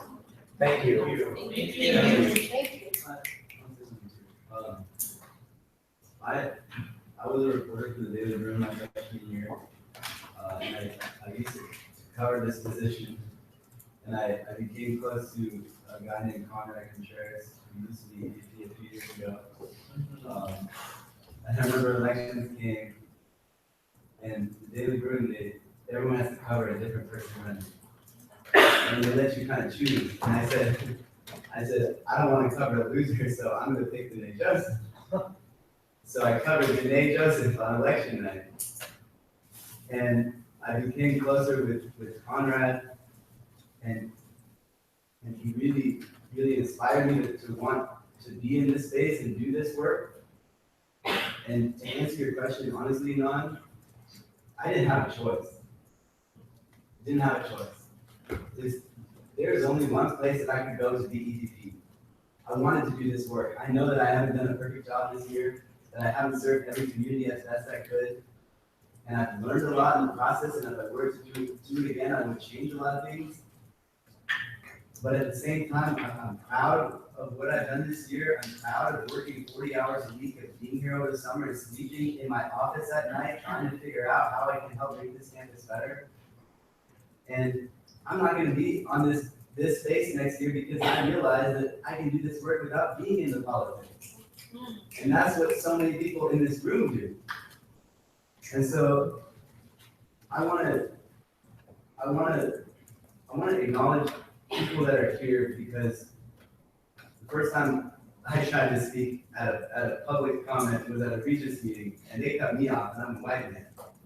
So I know what that feeling is like to be told not to talk anymore. And I'm sorry that shit happened. And I'm sorry that this isn't about one picture, this is about everything that happens every day. And so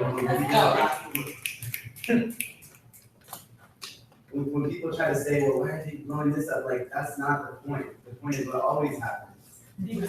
Okay. And it's so funny because I'm watching that show, Dear White People, on Saturday night. Dude, in these holidays, these fucking holidays about this shit. And it's a continuous process. And to answer your question, I don't have answers. I want to figure it out next year. I want to try something else and get there. And I hope that you will be there. You won't be out there, but I hope that you know that. Hope that I can do better.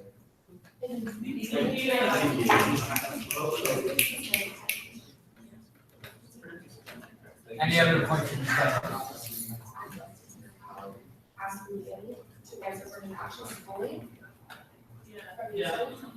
Any other points? I feel like I can talk on that point.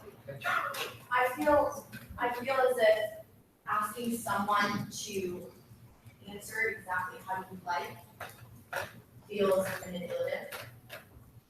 Call it what you will, but sitting here and saying, you must say this, you must say this, whether anyone feels it at the bottom of his heart or not, is not a fair position to us. And that's all I'll say on that. Fair, that's it. Any other points of discussion from the council? So they say, yeah, I'll say. Okay, I mean, I'll say whatever he says. whatever. You say, he didn't want you to say it, she didn't give you. But the impression you're giving is that you seem like you said before, you want to say that like you believed it.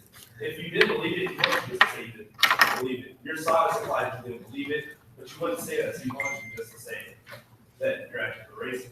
That's what you truly believe, and not what you disagree with, so we can discuss that.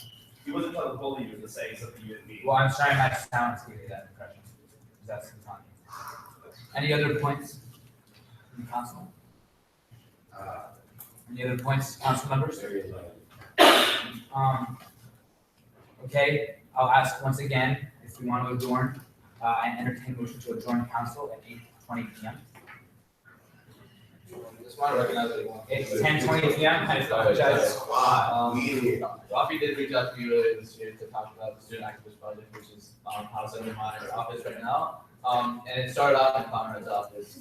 I don't know if you knew that, but the EP office moved to the general offices and then eventually here. A big reason for that is because Zach Helder, after coming in the office, didn't really want to deal with it. But I don't know if that had his own platform or anything, but they happened to end up in my office. But Rafi actually reached out to me to see how his Activate the Activism platform can actually help students give them the resources to do things like that. But thanks, Rafi, for telling your story.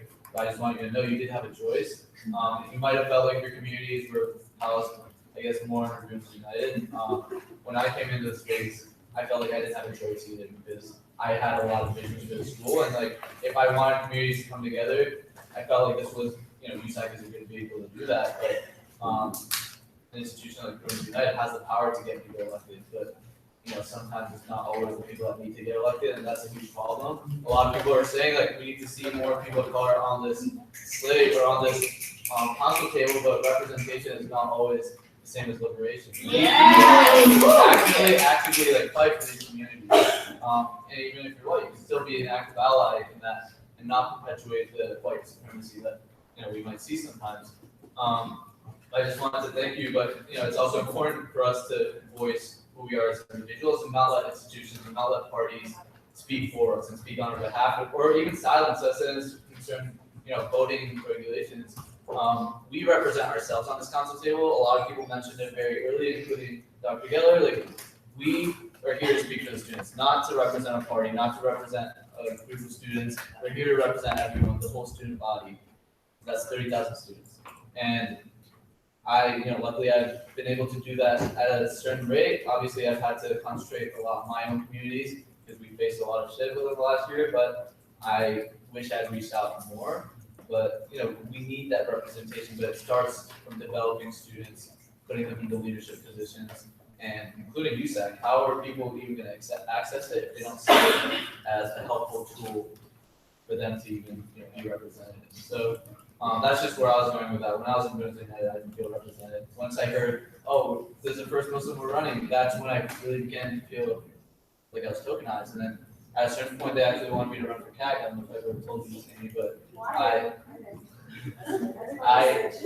and it was because I had these platforms like the Bruin Games that bring communities together and bring cultural awareness to this campus and celebrate diversity. But at a certain point, it's after I researched more on Amy and found out this was before we met, a little research, and I was like, this is the only person for the job. There's no way you can run me because one, I won't be as qualified, I won't do as good of a job, but don't slate anyone for this position because there's no one on the slate that that is valuable, that is worthy of this position other than Amy. And right now, luckily, you're able to sit on council, but there was a lot of pushback from that, especially from communities of color. Are, I guess, somehow fighting that, but I just want these. I see Rooms United as having a lot of potential to build leaders and actively build them to support their communities and not support a party specifically. And I see that as problematic. I just wanted to voice that because I've never really spoken in public about my experience with that, and I just want to kind of share with students that are here, students that are part of the party still.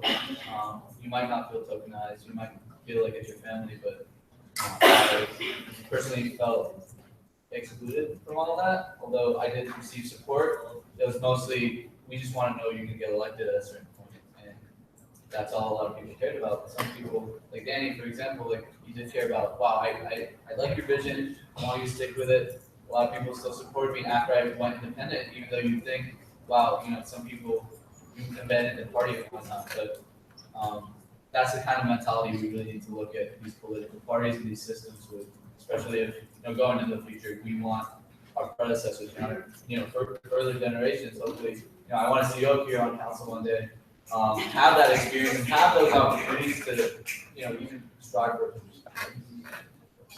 Thank you. Are there any other points of discussion? Okay, seeing none, I can entertain a motion to adjourn council at 10:25 p.m.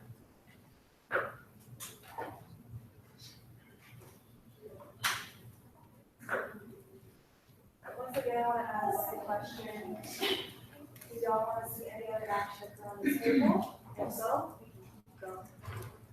I would like to see like a MO or MOU drafted, based upon, the president's, just commitments to his fellow students, since that's his job. So I would like to maybe see an MOU drafted.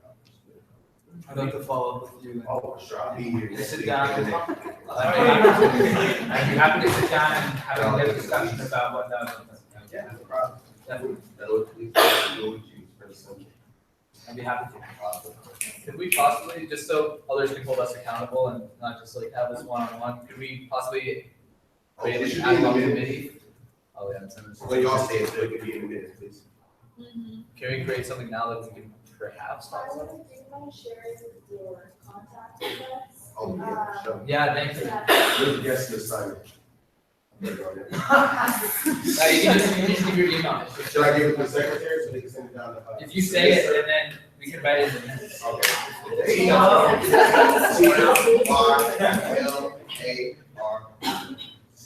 Sorry, start over writing. Yeah, TYLAR, CAM@gmail.com.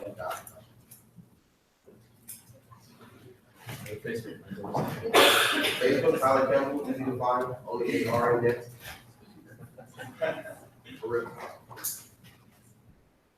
And then we'll have to put that in new business for our final meetings, just to make sure that we did all of work. Okay, definitely, we'll put it on the agenda, okay? Yeah, I would love to. Okay, so with that, there's a point. So, I want to thank all of you for taking the time to talk because consider dedicating that event on all of that, because I definitely heard you loud and clear what you said. And it definitely gives me as a learning experience, and I'm still processing everything that happened. And I sat here this entire time, I was like, what's going on? I heard you, I'm still processing it. I want to apologize for my actions because it seemed like I was trying to silence your voices and what you were trying to say. And I didn't intend to do that, even though now I look back and that's what it was. I want to apologize for that. At the same time, I just want to tell you where I'm coming from. When I came to UCLA, I joined student government because I wish I had done it in high school because I remember they had awesome pizza party meetings. They did like all this fun stuff that I didn't do, so I wanted to get involved. I went to the IVP office, and the IVP office, I found a lot of friends who told me about Goons United. And Goons United took me in, and we talk about POC and talk about white, and that was someone who kind of tread the line because I'm Persian, I'm Iranian, but at the same time I'm Jewish, and sometimes it gets muddled. So Goons United, they took me, they were my family, and all my friends were there, and And that's okay, man. yeah, exactly. Like it made some awesome friendships, and people decided to, take a step out and go in a different direction. And like, for example, when I wanted to do that, sat me down and I was like, yeah, dude, go for it. That's what you think is right. This is what you want to do. This is what you want to do at UCLA. Like 100%, go for it. So I guess what I'm trying to say is, like I said, just to reiterate, thanks for all coming. You're loud and clear. I have a lot of respect for a lot of you, just listening to what you had to say, how you said. And definitely, you left a big impact on all of us. And although we might not have like all the answers right now, because we went through a very emotional meeting. I think with the remainder of our time here at UCLA, we could figure out the solutions and make you guys all proud. Thank you, Ariel. Thank you. Are there any other points? I know I got your number, but I've been trying to figure out as a white person how to be an ally and how to and I know it's not anyone else's job to teach you that. But I do want to learn, and if people are willing to talk, like I would like to take you up on that. And if politics gets in the way of that, I understand. But I'm moving out of this, so maybe it's okay then. But Plenty of room. You're very welcoming in the black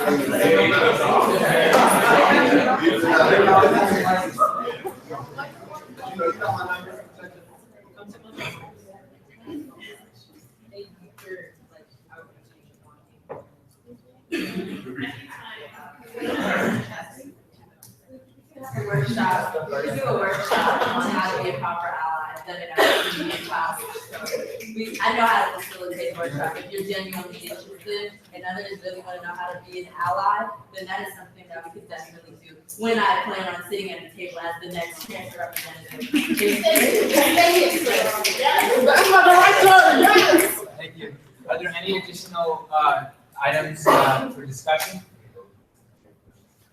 Okay, seeing none, I'll ask again. I can entertain a motion to adjourn council at 10:31 p.m. Is there any other action or any other individual you want to hear from at this table before we move? Yeah, he had the gavel the entire time, and it was definitely part of the silence, so I'd like to hear like what words you say. Yeah. Just like.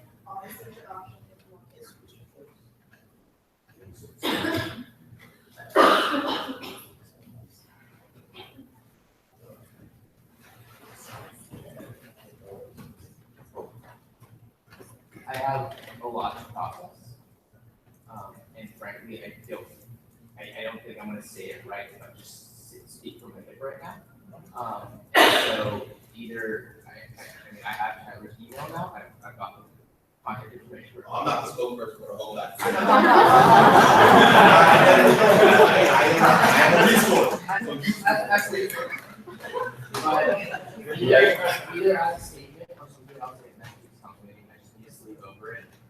It's the reason I need to leave the room, just need some time to think about things, then I'll address all the points before the end of my turn. Nothing new business on next week's agenda. We can include this on this agenda item, definitely. Okay. So me and my coworker were talking about how you're also wondering about more ways to support us. And earlier you all were talking about how you have all the surplus funding. If there could be some way to blast all that out to us so we can have more support. Earlier, some of the comments were made about how we have difficulty scraping to be able to do some of the projects that are really for our communities. So how can we streamline that process to make us have easier access to understanding how to apply for that funding and just awareness of what to do, like when you have all that access, can there be some kind of message that goes on to us? Because I think that when I didn't come to this meeting, I wouldn't be aware that you have surplus money that goes on. So there could be some way to directly contact all of the community projects, all the people, maybe just contacting like the motherboard, since like they're all right here, so that we can be aware to use the money that is for us. And since we do put on a lot of programming that you all obviously were acknowledging earlier when one of our members also said that we are scraping to get this funding. To put on the events that you all do acknowledge and that are present and that you all are not putting on the sword that we are putting on without the help of the USAC or besides the funding. So we would appreciate like the base budget at the beginning of every single year. And then also recognizing that a lot of our work is helping this institution. A lot of our work is what keeps students of color here. We are retaining ourselves. You all are not retaining us. And we have been doing this since the dawn of time. So all we need, it's not all we need a lot of things. But one thing that y'all can start doing is dismantling the way in which we access these funds. Giving us already an accessible budget, dismantling all these bullshit ass guidelines of how we utilize our own money, because we should have our own self-autonomy over our own budget. We don't need USAC to tell us what to do with our money. We do what we want to do for our communities. So that's one way that you all can start by helping us. And I'm speaking directly to you, Penny. You don't want to say the 4 words? Will you at least make your actions speak louder than words? As long as we're talking about supporting communities, I know what those folks are saying is very important, and that's like real, like far-reaching, like deep stuff, which is like funding. I'm a part of Bengali Student Association Board. We don't do a whole lot. All we do is like we show up for other communities, obviously, and we hold a lot of events. Attendance is very appreciated. That's kind of like what makes us feel good. So if you want to start there, that would be lit too. Just show up for our events. Enon's on board with me too.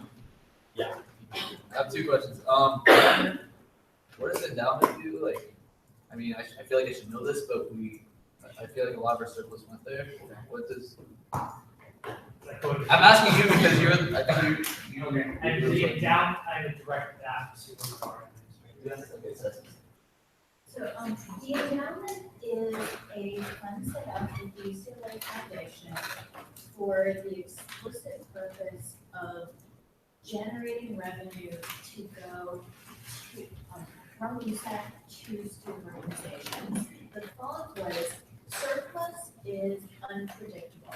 There are years with significant surplus and then contingency and BOD get lots of money. There are other years where all the funds are allocated and used by the student orgs and there is no surplus.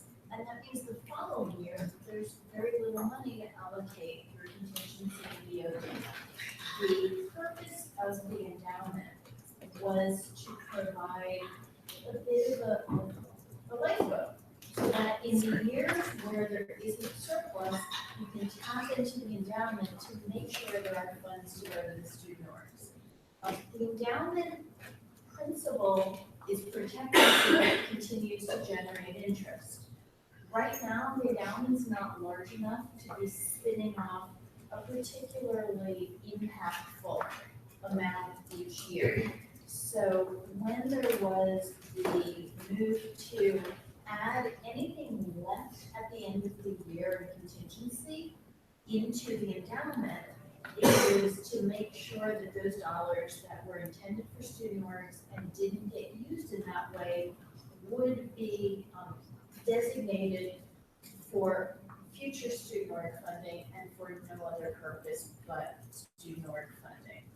It's not something that you need to not spend for the purpose of having a donation for the endowment, but it gives that opportunity if after every organization that's come forward for funding has been addressed, if there's still money left in that pool, if you choose to put it in the endowment, it means that it increases the amount future councils will have to give. Likewise, any kind of external fundraising that USAC might do, you've got several purposes. You do fundraising to support the Michael Sarby Community Service Awards. You also can do fundraising to build the endowment to get to that place where each year the amount that's spent on in revenue would be significant enough to make an impact for student organizations. Second question, we allocated a portion of, I don't know if it was surplus, but it was discretionary funds for our chiefs of staff. I know I didn't pay our chiefs of staff mostly because they didn't accept it. So I know there's still money in there. So if any of you chose not to, at least the people that didn't originally get their chiefs of staff paid, maybe we do something with that money. I mean, I'm sure contingency will have something left over. There's $80,000 in there. Okay, the expectation is these things, that we're kind of probably left over with $20,000. Okay. I mean, that's assumably that in many more organizations, I mean, with each week now, there has been an increase in comparison to previous years. I would say we're doing well this year, especially with the money passage. And also, to be very open, doing that allocation for those chief of staff seconds. I'm amazed that you know, like, notice that was a and not just in passing, but we were utilizing it. And I wonder at this point of allocating that. Into that, it was a count honestly. Because it was just lost in paperwork, so they didn't actually get passed. So I think passage was there component, and then it was actually pushed in. And the court strategies very amazed. Mesmerize that. We all just fight for money, but y'all don't use it. The money was there. So what happened is, too much of the staff were already, so they couldn't get paid more. That's not just a crazy number. I'm just saying that it might take off, you know. So is the money still there? The money's still in here. You have to utilize it. Are we allowed, when I went to, student government accounting, they specifically said that that needed to be used to pay off either, it could be appropriated to people within our office. It didn't necessarily have to be just to the staff. I mean, for transparency's sake, I appropriated it to multiple people in my office, but we can't, correct me if I'm wrong, but we can't reappropriate that money to other areas of student budget. It might not be that, it was actually an open, I think it would be housing, instead of statements, I think what's itself. So it doesn't have to be. Amy? So to answer your question, so like what CAP does is when we're doing our budget at the beginning of the year, we allocate to our chief of staff, we allocate to our directors, and then also students are giving up jobs to these positions for communities. But then we take the money, and that's essentially why CAP was created. We take the money and CAP was created with the institutional, Danae doesn't actually come up with it, she helps me. But there's the idea that when you put captain in, you can subvert all institutional needs to have to be a part of USAC to use that money. That allows students to apply to captain so that they can use the money through USAC without having to be a part of USAC. There's like ways to get around it, it's just you have to be super creative in knowing how to access your money and also still keep it within USAC. And also know that you're accountable to that money. As long as you're accountable to that money and fiscally responsible, you can direct, like streamline access for students to still be able to use it. That's why CAP does so much co-programming with student organizations that are not within USAC, because we're also trying to say, okay, we'll help you with your event. If you give us a bill, we pay half of it, and we help you co-program these other resources. There's ways to get around it. One thing I wanted to point out too is that we are an independent student association. The reason that's important is that we collect student fees that have to follow guidelines that are beyond what we can determine. They come from the office of the USAC president. And if we don't do that, we will be taken over by the university. And I know that because it's happening on other campuses. Where now you have student governments go look what's happening at Riverside, and if the chance that it's like what's happening, they can shut it down. And that's not what we want here, so we need to find a medium between having an easy accessible funding, but also following some of those rules that are set way up there, because our independence has not something we can touch. Thank you. You find $117 million out of nowhere and wonder where that's going. Any other points? Any other points? Okay, I can.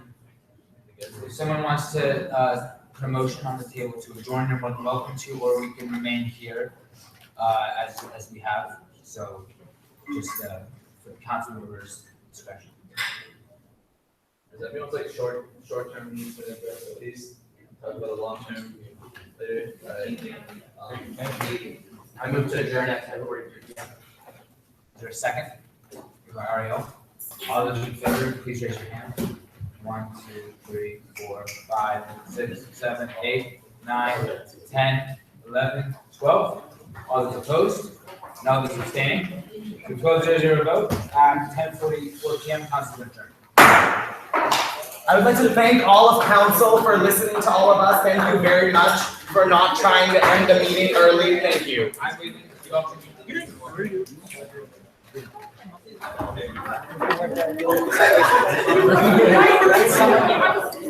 Yeah.